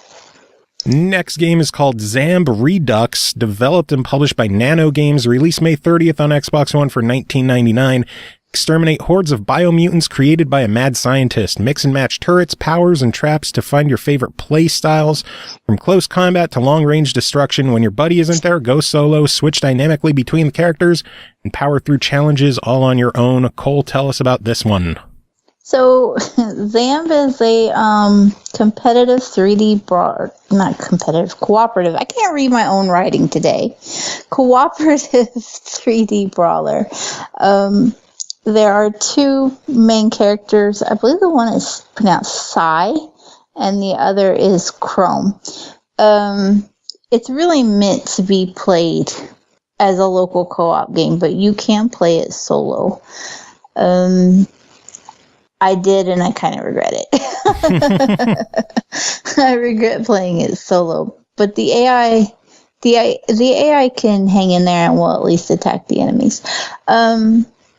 Basically, it's tower defense, but with a little bit of, like I said, the brawler aspect, but also a little twin stick shooting, because the one character, Psy, he's more of the brawler, where he has, like, I swear they look like Halo energy swords on his hands. I don't know what they're really supposed to be. They just look like Halo energy swords. The other Chrome is, he actually has a pistol, and so that is the character that I preferred to play with, because you could play it more like a twin stick shooter if you were in control of him. Both characters have 14 power-ups, so 7 each. And there are the devs promote that there are 200 upgrades available for the power-ups. That's kind of a stretch. Mainly because you upgrade the power-ups by just putting a skill point on them. And for Sai, his power-ups, which include kind of like energy blast, ice blast, that he will shoot in like an orb that he will shoot at the enemies. Mm-hmm. And basically each power-up point or upgrade point is like, oh, it makes it a little bit stronger, or it gives it like a little larger blast radius. And it's the same for Chrome, who has turrets instead of like an ice blast or whatever. He has like ice turrets, health turrets, or just regular bullets or whatever. His are kind of where they pad the upgrade story a little because he's got like, oh, each turret can have, I think it's something like 20 extra health points and 20 extra damage points and 20 extra range. And so you look at his upgrade screen and it just seems insane. And it's only like a fraction of a % that it actually makes any kind of difference. So I did say that there is a tower defense aspect. There are 27 levels. Each level has reactors, and there are three different settings for the 27 levels, by the way. And each level has a reactor, or 2 or 3. There's a couple, like the higher the difficulty of the level, the more reactors there are. And the main gameplay goal is hack a reactor. Waves of enemies will come for it. Stave off the enemies, hack another reactor, do it again. Again, pretty repetitive. It is pretty much what you expect for a tower defense with a little bit of brawler and twin stick added to it. There aren't any bosses. There isn't anything that ever really changes. The levels do have star ratings for them, though. And the first 3 are basically for, getting all of the reactors in a certain time or what have you. The 3 extra stars are for completing certain objectives in the level. So it'll be like, complete the level without using a certain type of turret or what have you. So it does increase replay to have you go back and trying to get all the different stars. But it is the same gameplay. Like the paths of the enemies are mapped out. They don't ever shift. They don't come from anywhere different. It's just they spawn here, protect that. And that's it. In the earlier levels, for like the whole first segment, the first 9 levels of the game, basically I just set up a turret and let the AI do everything, and I didn't even have to move. And I was just like, oh, okay. So not only is it repetitive, but it can be a little slow because you feel like there's not even a reason for you to be there. The later levels do get harder, and that is where playing co-op comes in more, because the AI just goes dumb when you get to the higher levels, and he just wants to sit there and do. Like, I had to actively save the AI in the end levels, where in the beginning it was just murdering everything, and I have no idea what happened because it had all the upgrades. Nice. But it's quirky because it is kind of slow. And it's not as adrenaline and action-packed as you would think it's going to be, because everything is like got this bright 80s kind of punk feel to it. Mm-hmm. And you're just expecting to go in and there'd be lasers and stuff blasting everywhere. And it's just, okay, well, there's some robotic ants coming after me. It's not... If I had to say anything, I'd say it's probably more suited to somebody who's not used to that kind of tower defense game and wants to get into it. It's more like an entry level tower defense. Maybe to play with kids. I hear you. So rather than saying it's like full scale hardcore. Yeah, so $20 on this one. What do you think? The price is kind of high for what it is. I kind of give it a hesitant try it. I don't want to, it's not awful. It plays fine. And there's not really anything other than just, it just feels a little lackluster, incredibly repetitive, and just, I don't know, it just doesn't lack, or it just doesn't have the kind of pull that most other games in this genre have that make you go, oh yeah, I need it. It just, I don't know, the adrenaline and excitement wasn't there for it. I hear you. And I feel bad because, you know, like I want to go, oh, this is so cool. It's just, it's okay. Well, games are okay if they're okay. Not everything has to be an absolute winner. But we are going to switch over to our pre-recorded reviews because I don't know how to do a segue, so take it away, I guess. All right, next game to talk about is called Azure Reflections, developed by Souvenir Circ, published by Sony's UNTIES label, released May 15th on the PS4 for $24.99. Enemies come at you from all directions with relentless hails of bullets. Fight back with a well-timed Danmaku rush to tear your way through the bullets and enemies alike. Can you unlock all of the trophies? Checking this one out. Tim Ekkebus, how are you doing? Fine. Can you unlock all the trophies? Can you? Did you? Find out now. I have platinumed like 0 games. Actually, I think The Walking Dead is the only thing I platinum just because you can't avoid it. A platinum like 2 or 3 Lego games. Yeah, that seems right. Well, it's like anytime there's a game where I'm like, I'm going to do this, it's just like, well, that is a lot of work. There's always like something that I look at and I'm like, no, thank you. I just, even games that I really, really love, I'm just like, when I always say this, like if achievements existed when, in the 90s on a game, like I would be freaking getting 1,000 gamer score, dropping platinums on like every game that I own. Cause it's like, you'd only get a game once every few months. It's not now when, what's Humble Bundle giving away today? Where there's a dearth of games, or I'd just be playing Fortnite. Let's be real. But anyways, Azure Reflections. Okay. How do you say it? Azure or Azure? Don't make me think about it. Okay. Now I can't say it. Azure Reflections. Azure Blue Reflections. Blue Reflections. Anyway, yes. so this is a Toho game, not like Toho like Godzilla, but Touhou, which I only know of from the joking orgy posts on Craigslist ahead of conventions. I'm telling you, this exists. Don't Google that. Do not. Anyways, all right. So yeah, this game. There is a series that it belongs to that I am not personally familiar with. It is an anime ass fucking shooter with magical girls and a story that is goddamn nonsense. At least to this guy, something about like some kind of crimson rain or a mist or a fog or something like that, and it must be something in this castle. So we're gonna go investigate. So it's basically Castlevania with anime girls, basically, and shooting.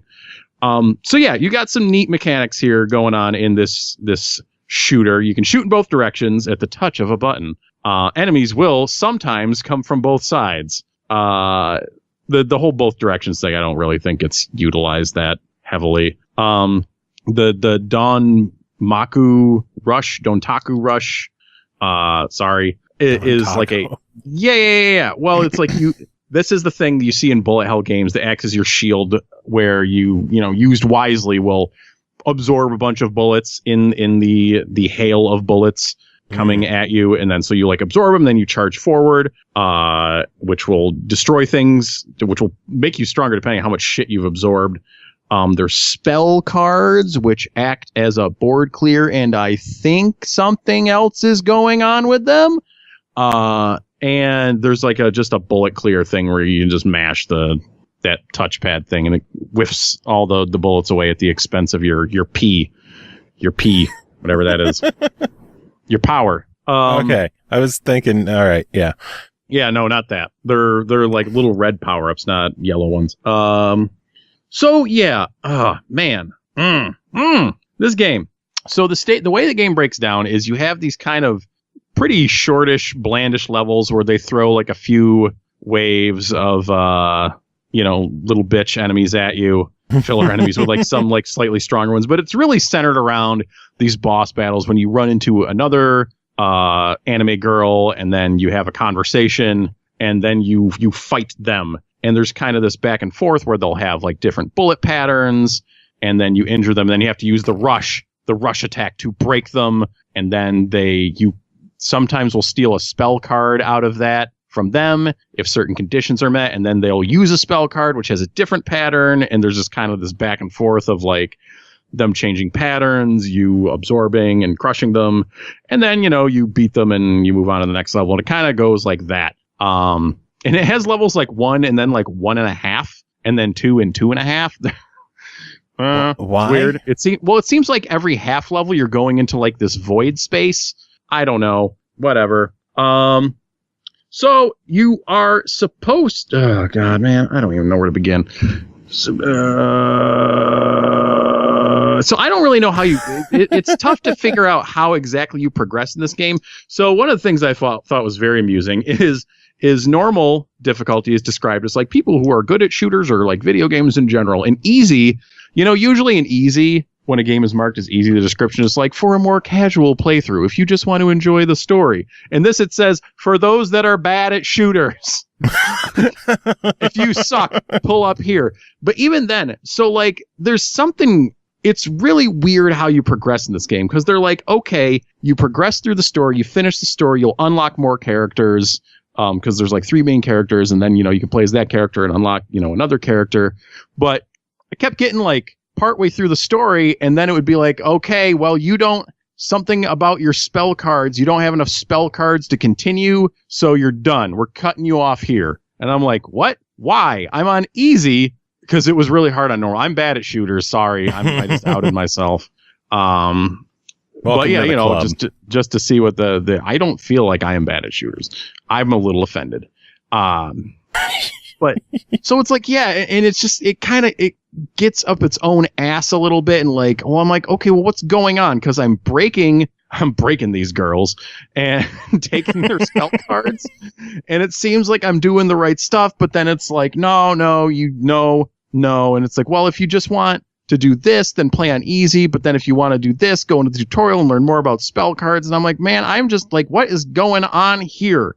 This is not terribly, like, it was definitely confusing and off-putting.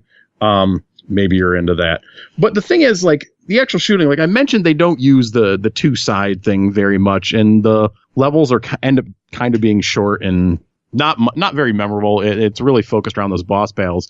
But something that was driving me nuts is just that, like, the power-ups, like the good stuff, the stuff you want to pick up, it doesn't really stand out from the curtains of bullets, because they end up being these tiny little, like, I'm exaggerating maybe a little bit here, but they end up being very small, and like these big plumes of like power-ups you need to pick up just kind of blend in with all the other bullets on the screen. Like, usually when I'm playing a bullet hell game, like the power-ups stand out in some way. Like, they're very big and shiny. They're a different color from the bullet curtains. It's easy to go, okay, that's bad. Like, color design in the bullets is very important. But there's like literally parts where the bullets will be the same color as the power-ups, where they're shooting out curtains of bullets that are rainbow colored, just every damn color.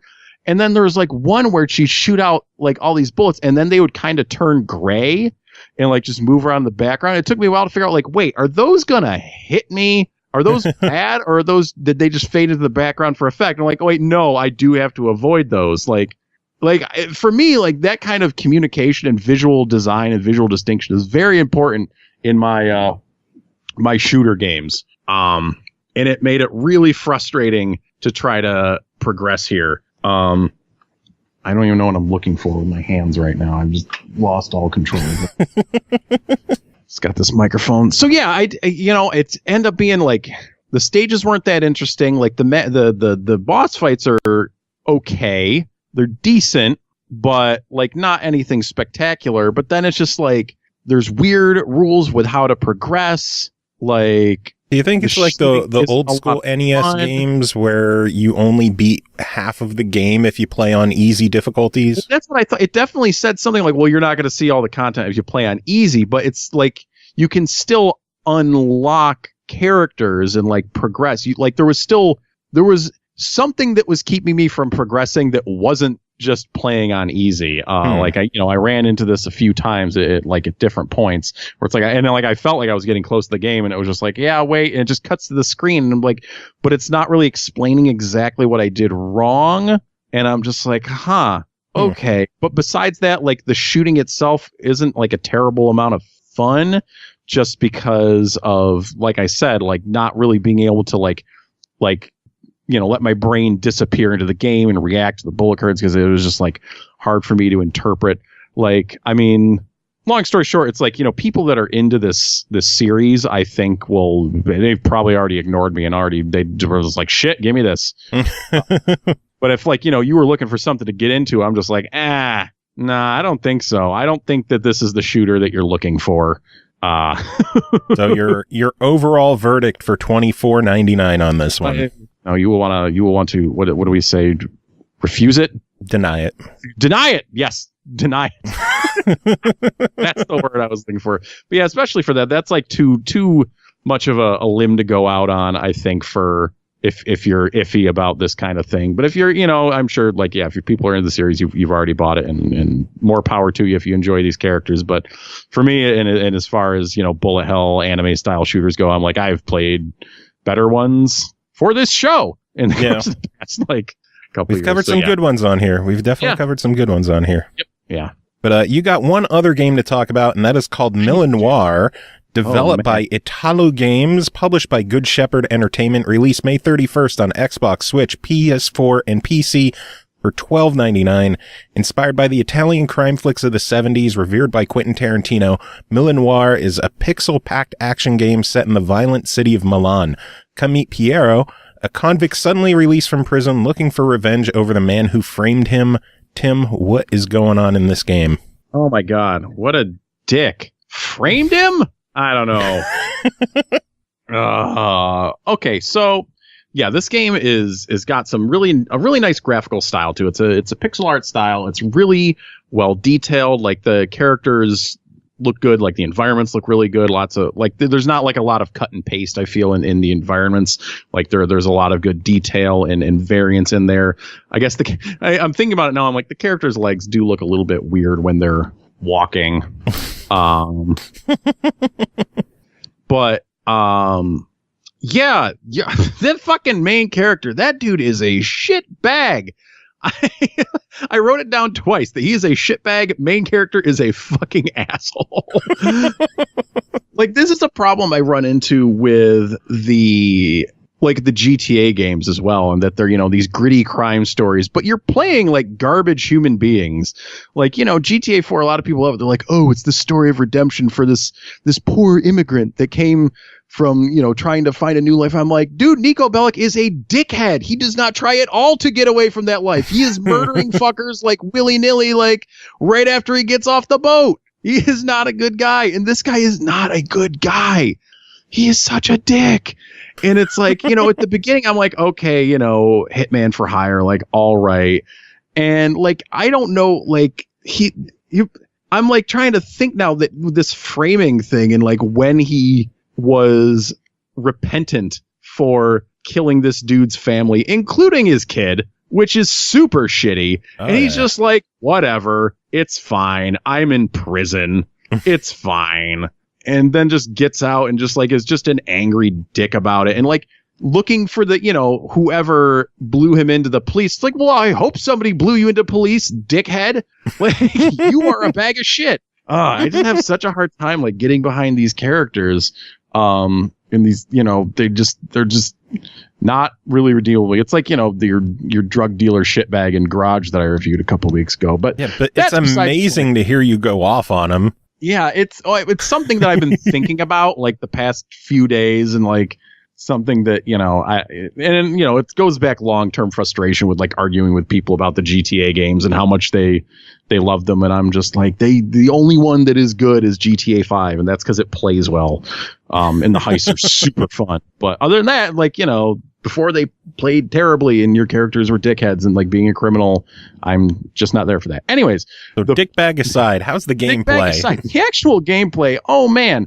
So I don't know why they did this thing. So it takes place from a top-down perspective, and it's cool because like you can take cover, you can dodge, and it is almost kind of like a twin stick shooter-ish thing, but not really, because the thing is you are controlling your character with the left stick, and then there's a motherfucking reticle that you're controlling with the right stick, and that sucks. It sucks so bad. I don't know why they didn't just have the reticle be like a fixed distance from your character, so it's like, okay, when I'm pointing my stick in this direction, I shoot in this direction, but they have the reticle, they want you to, and it can go anywhere on the screen, so it ends up being really difficult to like, unnecessarily difficult, I feel like. Oh man, when you first said you control it with the right stick, I'm like, oh, so it's like a twin stick shooter, not realizing that it can go anywhere. Yeah, it can go anywhere. Oh, so it makes it a way more difficult than, and like I've seen a few games that have done this before, and it's just like, it's such an aggravating mechanic, and it's needless because it's like, if you're shooting at a guy and the reticle is either, like say past him or in front of him, it's not like your bullet falls short or goes too far. It goes in that line and it will hit them. Mm-hmm. So the only thing the reticle seems to play into is there's like street signs around the city. And if you shoot a street sign, the bullet will ricochet off of the sign and maybe like around a piece of cover or something like that, which is cool. Like in triangular signs, for some reason, split your bullet in two to hit two different characters. I'm like, whatever, triangles, they're powerful. Clearly, that's what yield signs were made for. Yeah, it's the Illuminati. Back of your dollar bill. Look at it. Hold it up to a black light. Don't do that. You'll see all the stripper fluids on there. You'll know the truth. You might see stripper fluids. So it's just like, it was like at first I'm like, this is cool, it's fine. But even with like fiddling with, they have like sensitivity settings for the aiming, and they have a generous, they have auto assist settings. Like even with the auto assist on maximum, like my reticle would be near a character, because eventually I set up to maximum because I'm just like, I just want to play this game. Like this, it seems like fun. I'm interested to see how they try to make me care about this shitbag. But it just became so tough to aim. And like, even when I felt like I was floating my reticle near an enemy, like it was hit or miss as to whether it would actually like lock onto them or not. And especially with like boss battles where there's like, big stuff going on the screen. It's like, I'm trying to like look at my character to dodge, and I think I know where my reticle is, but not always. So it's a tough thing to like split your brain to try to concentrate on like, where is my character, where is the reticle, trying to line up the shot, trying not to get shot yourself, because you can only take so many shots. You're not that durable. You do recover health, but you're not like too sturdy. Like even when you're ducking behind cover, sometimes enemies will have an angle on you, so you got to be aware of that. And it just feels like it would have been so much easier. Like just have the reticle like near your character. It fixed, a fixed distance. So it's like, okay, I'm aiming in this general direction, and then I can figure it out from there. But a lot of times, like it would just be, I'd be trying to control my character, and the reticle would be like off the side of the screen somewhere because I was pushing it up, and then it went kind of down and around the corner, and then it's off to the right. The boss battles drag a bit. I feel like they have too much health in general. But there's other weapons, but they're very limited. Like you'll find a Molotov, and that's a one-use thing. You'll find a revolver, and you use the bullets that are inside of it. No reloads?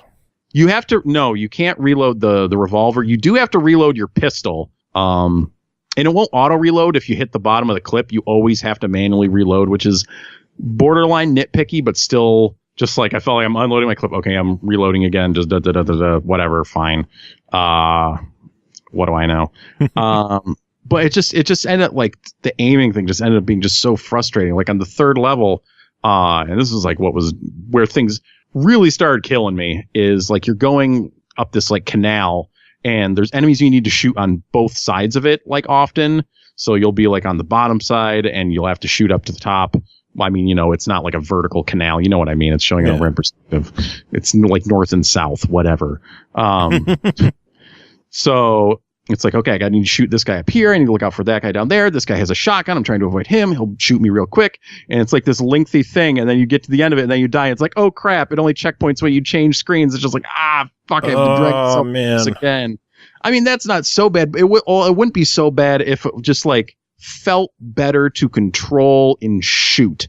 That's the thing. That's really that's the main thrust of the game. And it doesn't feel good to do that. Like it's has a lot of good style. It has, good, like the way you duck, the way you kind of vault over things, you can kind of roll. Like, I don't think the limited weapon things is a problem. It's just like, man, it just like aiming and shooting just becomes such a problem. It really drags down the whole experience. It's a bummer. It sounds like if they were to rework the shooting mechanics to have a stationary reticle that just spun around you, it would be a million times better. Feels like I think that would help a lot. That is one critic's opinion. This guy, as it stands for $13, what are your thoughts? My thought is to deny it. Again, I know it's rough this episode. Wow. But it's like another thing I'm thinking about is I'm playing like, other like there's so many good games coming out and I'm just like, man, why do this to yourself when there's so much other good stuff you could be playing, True. So much good stuff. But that aiming is not fun. But if they, who knows? Games are living, breathing organisms these days. Yeah, if they get updated, we'll have to update on the show as well. Yeah, they fixed Slain. And I had apprehensions about that. So, oh man, it can happen. See what happens. Well, Tim, always good having you on chatting about this stuff. Do you have any final thoughts to wrap it up? Yes, I do. Because speaking of other good games that are out, we reviewed Wizard of Legend on this show, the Xbox version, right? That's yes, the code we did got a couple weeks ago. But yeah, I used my American monies to buy the Switch version, and that version is good. That game is great. It is super addictive. Like, I had a lot of trouble putting it down over the weekend. It's just like super fun. So, go listen to that review for, the full details. But I also just wanted to affirm that the Switch version is also great, and I also think it is great. All right, next game to talk about is called Lost Sea, developed by East Asia Soft and Ratalaika Games, published by East Asia Soft, released May 31st on the Switch for $9.99. After a freak storm over the Atlantic, you find yourself trapped on the shores of a mysterious island. Do you have what it takes to escape the Lost Sea? Answering that question, Chris Serrani, how are you doing? I'm doing not too bad now that I've got some audio sort of working.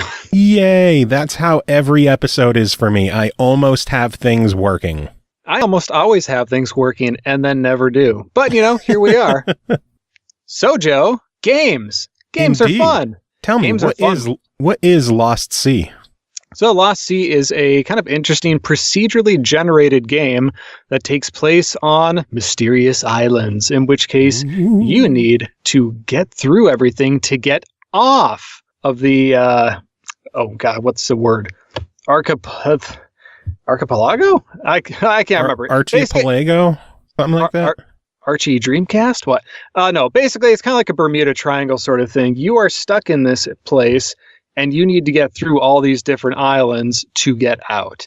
And you're recruiting crew members to help you out and like making your ship better to, get to places easier and better and find more stuff. So it's kind of an interesting little game.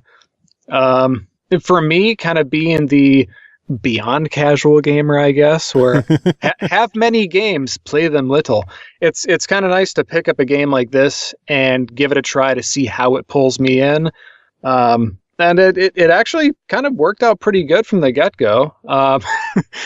Humorously enough, the very first thing I did in the game wasn't actually playing. It was sitting at the title screen, listening to the music, and moving the cursor up and down made this like big percussive doo. So I'm sitting there doing percussive menu things to the music. And I did that for probably like 5 minutes. I wouldn't expect anything less of you, Chris. Well, I can't help it. Music's a great thing about games. So if a little thing like that is a good start, that's a good sign. Very true. So what did you think of the game? So overall, like I said, it takes a bit to for a game to kind of suck me in, but it was an easy thing to pick up. And even though there were a few minor confusing things to start off with, I was able to just start running around, start breaking some things open. Ooh, coins. Oh, hey, an enemy. Slash it. Ooh, experience stuff. And you walk around. You've got a basic map. It shows you kind of the different generated chunks that you're going through, and it's easy to at least get through in that regard. And at first, I thought some of the difficulty was simple. Enemies are all right. But, as obviously you progress through, you get to some of these different islands. The difficulty actually fluctuates. It can be heavy. It could be medium. It could be easy. So you're challenged a bit more depending on what you get. So, suddenly there's a bunch of different enemies here I wasn't expecting, and they have some interesting moves. So, a nice new little challenge to it. Nice. And like I was saying with the music, the music's actually pretty fitting to the game. It's actually kind of like some real nice, pretty stuff. Very islandy. God, I can't think of the best ways to describe it because my brain is a little fizzle. But yeah, but in general, welcome to every episode for me. But yeah, overall, the music is fitting. It's pleasant. It's not distracting. Which is good overall. I do definitely want to continue playing the game more to hear more of the music. That you're just all about the music, huh? Am I Dale North? You might be. Graphic wise, I didn't really notice any slowdown on the Switch. It was pretty smooth overall. Once in a great while, a little bit of frame rate drop, but nothing to really complain about. Yeah. Overall, the graphics are actually, very nice and pretty. I guess you'd almost call it cell shaded in a way. Yeah, there's that brain fizzle again. Great colors. The animations are good. A couple little nitpicky things here and there in the game. Like what? What kind of nitpicks did you have?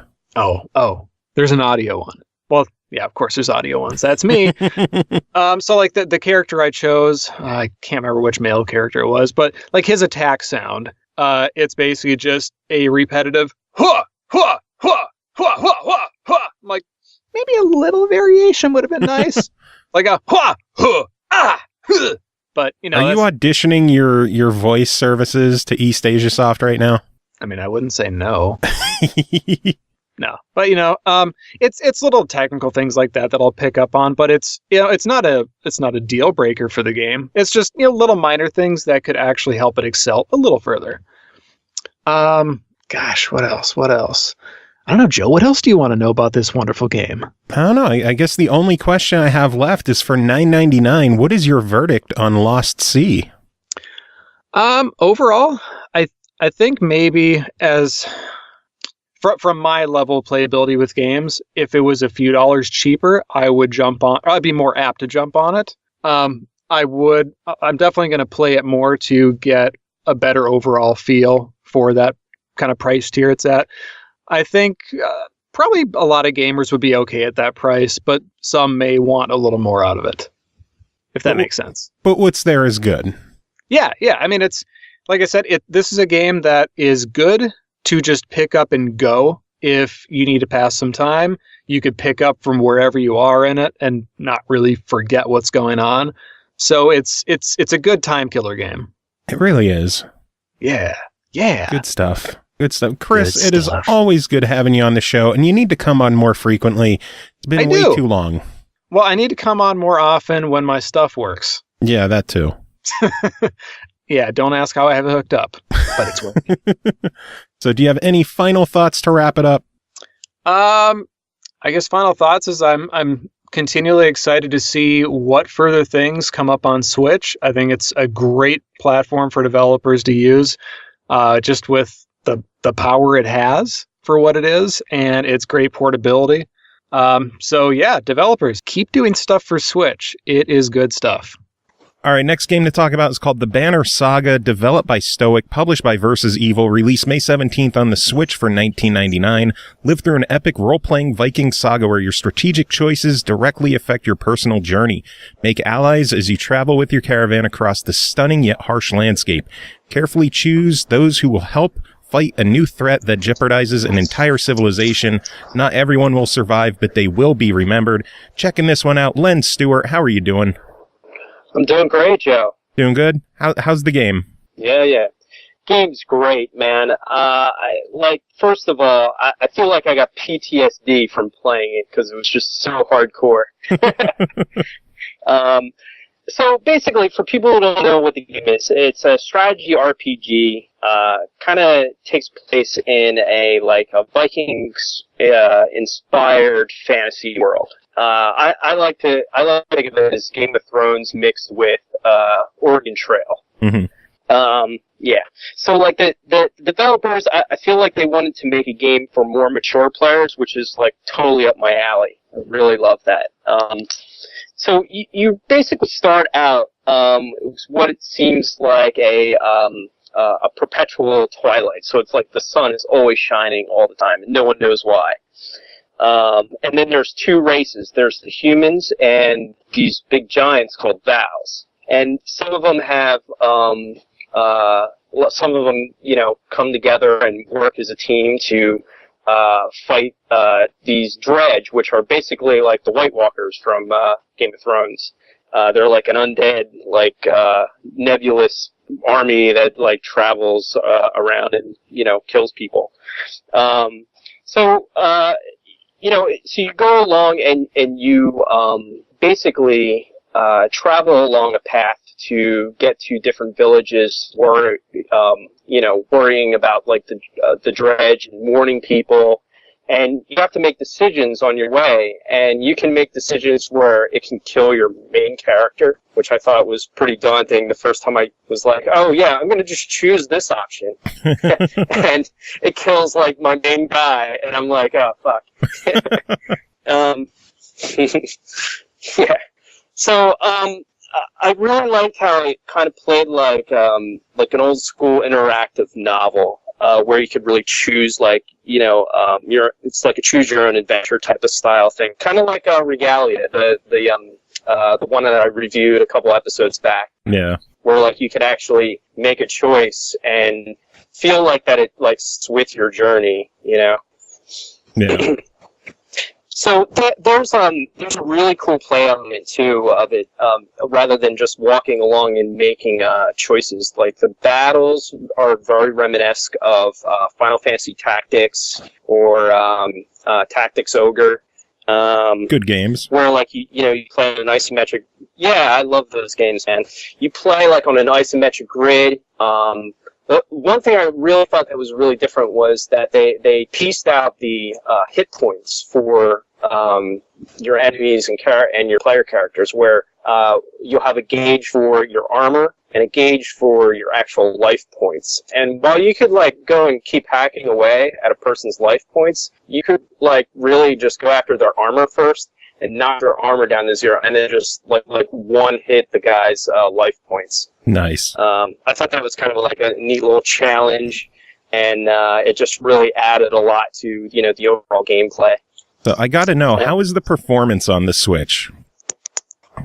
The performance on the Switch. Okay, so I really like the I feel like the music was a little bit better than the PC versions or any other versions to the game. I also really like that I could either have the, because it is the Switch, I could either play it on the handheld or play it on my television. The only thing is that in handheld, I felt like the descriptions of a lot of the items and a lot of the skills were really small, and they were really tough to read. So that was kind of a weird thing. Also, it had high loading times for me, and I don't really have a newer Switch. I have a second generation Switch, so I was thinking, oh man, this should be blowing through these parts. But yeah, I just felt like the loading times were just a little too much. How were they on the other devices? Do you know? I don't remember them being too bad on other devices, but it has been a while since I played. I don't remember loading ever being a big issue with the game, so it might be something with the Switch port where it just needs a little bit more optimization or something. Yeah.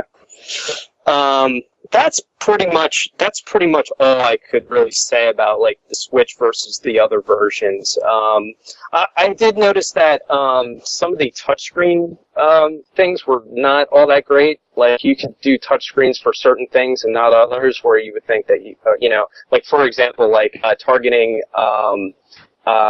your armor versus like the hit points thing. That was cool. You could do that in touchscreen. But like, you know, as far as like giving commands, I felt like the touch commands were off. Whereas in the iPhone, iOS version, you could add everything's touchscreen, so it just felt more intuitive. And I felt like if they would have just ported that to the Switch, it probably would have been a little bit better as far as the touch controls are concerned. You know? Yeah. But overall, it seems like you really enjoyed the game. Yeah, I did. One other thing I really liked was the sound in this game. I thought the sound was excellent. Not just like, you know, the music, because the music is just, it's okay, you know, but it's more like how the music and stops and starts at different places, and how the sound effects, like when you're talking to, when you have dialogue between a few characters. You just hear like, you don't hear music in the background most of the time. You hear like rustling in the back, or, you know, the rest of the camp like chatting away or whatever. It felt like very natural, you know? Yeah. So I really liked the sound design. You know, it kind of took a different path rather than giving you, you know, the drum beats of war while you're, you know, just playing, while you're just talking to people. Yeah. Well, overall, $20 on this one. What do you think of it? I think it's totally worth it. Although I do want to say that you know, you'll only play it for like 10 to 11 hours. So I don't know. I mean, some people might feel a little ripped off. I personally don't feel like it's that much of a rip off. But I mean, it's totally worth it, at least to me. But I know that there's people out there who'd be like, "Oh man, I'm paying $20 for 10 hours. Give me a break." Well, it's better than like Call of Duty, where you're paying. Yeah, it's better than Call of Duty, where you're paying $60 for like 5 hours. Yeah, right. Or, you know, any EA game that, you know, wants to give you the like the DLC treatment and you know, totally rack you over the coals. Indeed. Oh man. Well, Len, it's always good having you on chatting about this stuff. I know we're going to have you back on again soon talking about the sequel. Do you have any final thoughts to wrap it up until then? No, not really. I just think that people should get this game, and I can't actually wait to play this one. All right, and we're back with us. Hooray! Yay! Oh wait, I'm still here. Yay! Next game to talk about is called Golem, developed and published by Longbow Games, released May 29th on Steam for $14.99. A heartwarming adventure about a young girl and a shape-shifting golem who must navigate the ruins of an ancient tower to solve its challenging puzzles and reactivate its long-dormant machines. Dark Mika covered this one, and let's see what she's got to say. Golem is a puzzle. Yeah, I start off really well. Clear my throat, and it's just stumble immediately. Golem is a puzzle game where you control a young woman and a golem she found in the desert wastes. That's the entire story. I'm not exactly sure what she was doing in the waste, why she was in the decrepit building that she found the golem core in, or any of that. Maybe it's explained at the end of the game, I don't know. There are 10 levels in the game. Game will take you around 5 hours if you're good, and upwards of maybe 10 hours if you're dog shit. The golem is required to open doors and even activate certain things, so you have to keep it around you fairly often. However, this isn't a fetch mission or escort mission turned into a full game. Thank fuck for that. As you play through the levels, you find pools of, I guess, magic water that evolves the golem to new forms. At first, it starts as a core that you have to manually cart around because it's just a fucking ball, but then it evolves. Each evolution, it gains a new look, and its ability is replaced by a new one. For instance, the ball can do a grand total of absolutely fucking nothing. Its first upgrade is to a weird legged ball. This upgrade can follow you around, so yay, never cart this thing around again. Fuck yeah. It can be told to stay or told to come to you. If it can't follow you the way you go, it'll find another way to you. The next upgrade, I think, was to a dog-like form. The follow command gets replaced by a go command. You could tell it to go here and there, but it won't follow you anymore. There's more evolutions. Each one replaces the ability with a new one. These abilities aren't optional, and they're always along the way. You evolve it just by playing the game because there's a magic water level in every level, and you need to evolve the golem to finish the level. The puzzles are all environmental puzzles, and some of them get pretty hard. The whole game is played as a 2D puzzle. You can only go along the 4 planes, forward, backward, up, and down. Going through doorways changes the map around to show you a new part of the level. This is where the puzzles can get difficult because at times you'll need to send the golem around one way and yourself around another to meet with it. This allows it to do things to clear a path for you so you can move into other areas. Then you need to find a way to get it to you, and it gets fucking hard sometimes. I sat on level 4 for some time, had to restart it a few times because it wasn't clicking how to do it. That one was the hardest for me so far, but it's so fun. The game is fucking gorgeous. Even the dilapidated structure you're in is pretty.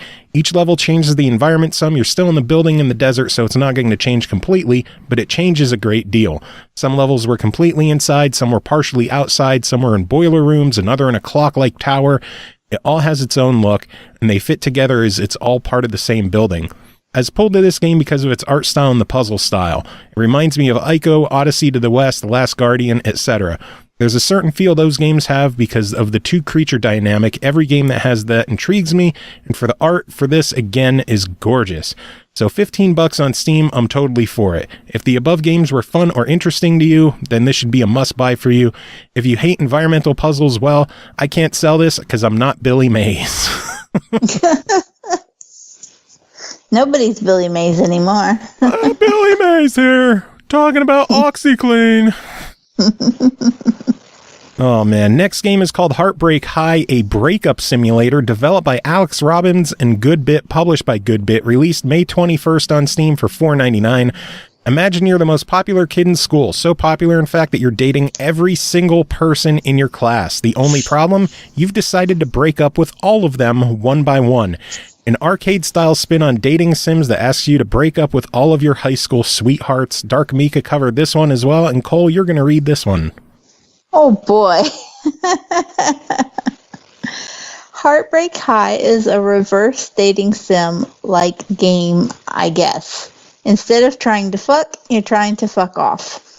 You're a high school heartthrob. You're like the community bike. You're with everyone in school, save for the fact that there's only a handful of students who go to your school, so there's that. Takes place here. You're tasked to break up with everyone in 40 minutes. Wow. The game focuses a lot on conversation trees, but even mini games of various types to be played in order to dump people. It's pretty unique. Everything is hand-drawn. This includes handwriting, which I don't think I've seen before. The game isn't classically pretty. It's hand-drawn, and, well, the dev isn't an artist. At least not that kind anyways. As stated, you have a 40-minute hard limit for each run of the game, and you can do it in that time fairly easily. My blind ass did it, and speed reading isn't my strong suit. However, the game is hard. I've ran through it numerous times, and I still have yet to dump everyone. Almost everyone has a single chance for you to dump them. If you fail, then you stay with them, and, well, sucks to be you.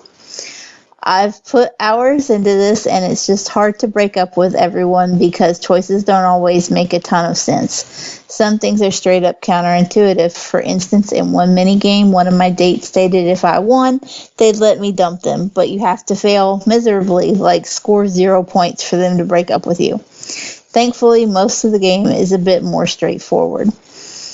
What's really fun is you're not just dumping the people you bump uglies with. You also get to break up with the janitor and the principal, and it's fantastic. You do have meters that you have to pay very minor attention to. If they get too high, you fail the game, and I had 2 of them get close to too high a couple times. I've never managed to get it to go to a fail state, so I'm not actually sure if there's a real fail state with them, but the game says so. I don't know. For a $5, yeah, this is a fuck it, why not game. It has an interesting premise that I've not seen before, and it is kind of funny sometimes. You got a $5, just don't go out to lunch one day or sacrifice le gasp a fucking coffee one morning. Sounds good. Yeah, it looks pretty cool, so I might check that one out sometime. I love when games do something different. Yeah, that's interesting. Yeah, well, we've got one final game to talk about tonight, and that is called Super Sports Machin, developed by Kaj Farrell video game brand, published by Dangan Entertainment, released May 24th on Switch and Steam for $14.99. Super Sports Machin is a fun and fantastical retro party sports game for up to 4 players. Enjoy a fine selection of sport disciples ranging from the frantic and fast-paced to the relaxed and playful. Invite your friends, foes, and family to a game of fun competitive sports. We had our friend Alan Bish, a new writer for us, write in a review for this one, and this is what he's got to say. He says, Super Sports Machin, developed by Kaj Farrell video game brand and released on Switch and Steam by Dangan Entertainment, is a competitive multiplayer game that harkens back to the days of titles like Activision's Decathlon, Epic's Winter Games, and Konami's Track and Field. The twist, unlike those games, is that 9 out of the 10 games are fantastical and strange. While the 100-yard dash is basic, other events like ball toss, throwing a ball against a wall with golf-like controls, cappy throw, the hammer throw except players are throwing a capybara wearing a parachute, animal feed, an archery event where you throw food at hungry animals for points, and more. My personal favorite was the Pillow Push, a pillow fight meets sumo wrestling game where you use strikes, counters, and taunts to catch your opponent off guard. SNES-style graphics and bright chip music set a happy mood, but the competition can get fierce. Although you can practice single events in an endless mode and go for the world record both on and offline, there's not much meat to this game with a single player. Computer AI can be downright cruel. I never scored a single basket playing the AI in the basketball-like hoops, and there's no AI difficulty options, although you can turn them off altogether. The game begs to be played with 2 more players, and it's where you'll find the most fun here. If your gaming night crew is getting tired of Mario Kart 8 Deluxe or Pokken Tournament DX, give a few rounds of Super Sports Machin a try. Just try not to cry during the award ceremony. That sounds ridiculous, and I am very, very interested in it. Throwing a capybara all hammer throw style just sounds incredibly interesting to me. Oh, man. But that is it for this episode. Thanks again to everyone at Fishing Cactus for dropping by and chatting with us and getting crazy, and everyone for doing the reviews as well. It's always good having people drop by and chat with us. Indeed. I don't know who all is on this episode, by the way. I'm recording this before I've decided who's on. So... editing. Yahoo! But yeah, that is it for this episode. Thanks again to everyone in chat for hanging out with us as well. Cole, do you have any final words to end the show? That's my no. I even left you the awkward pause for editing.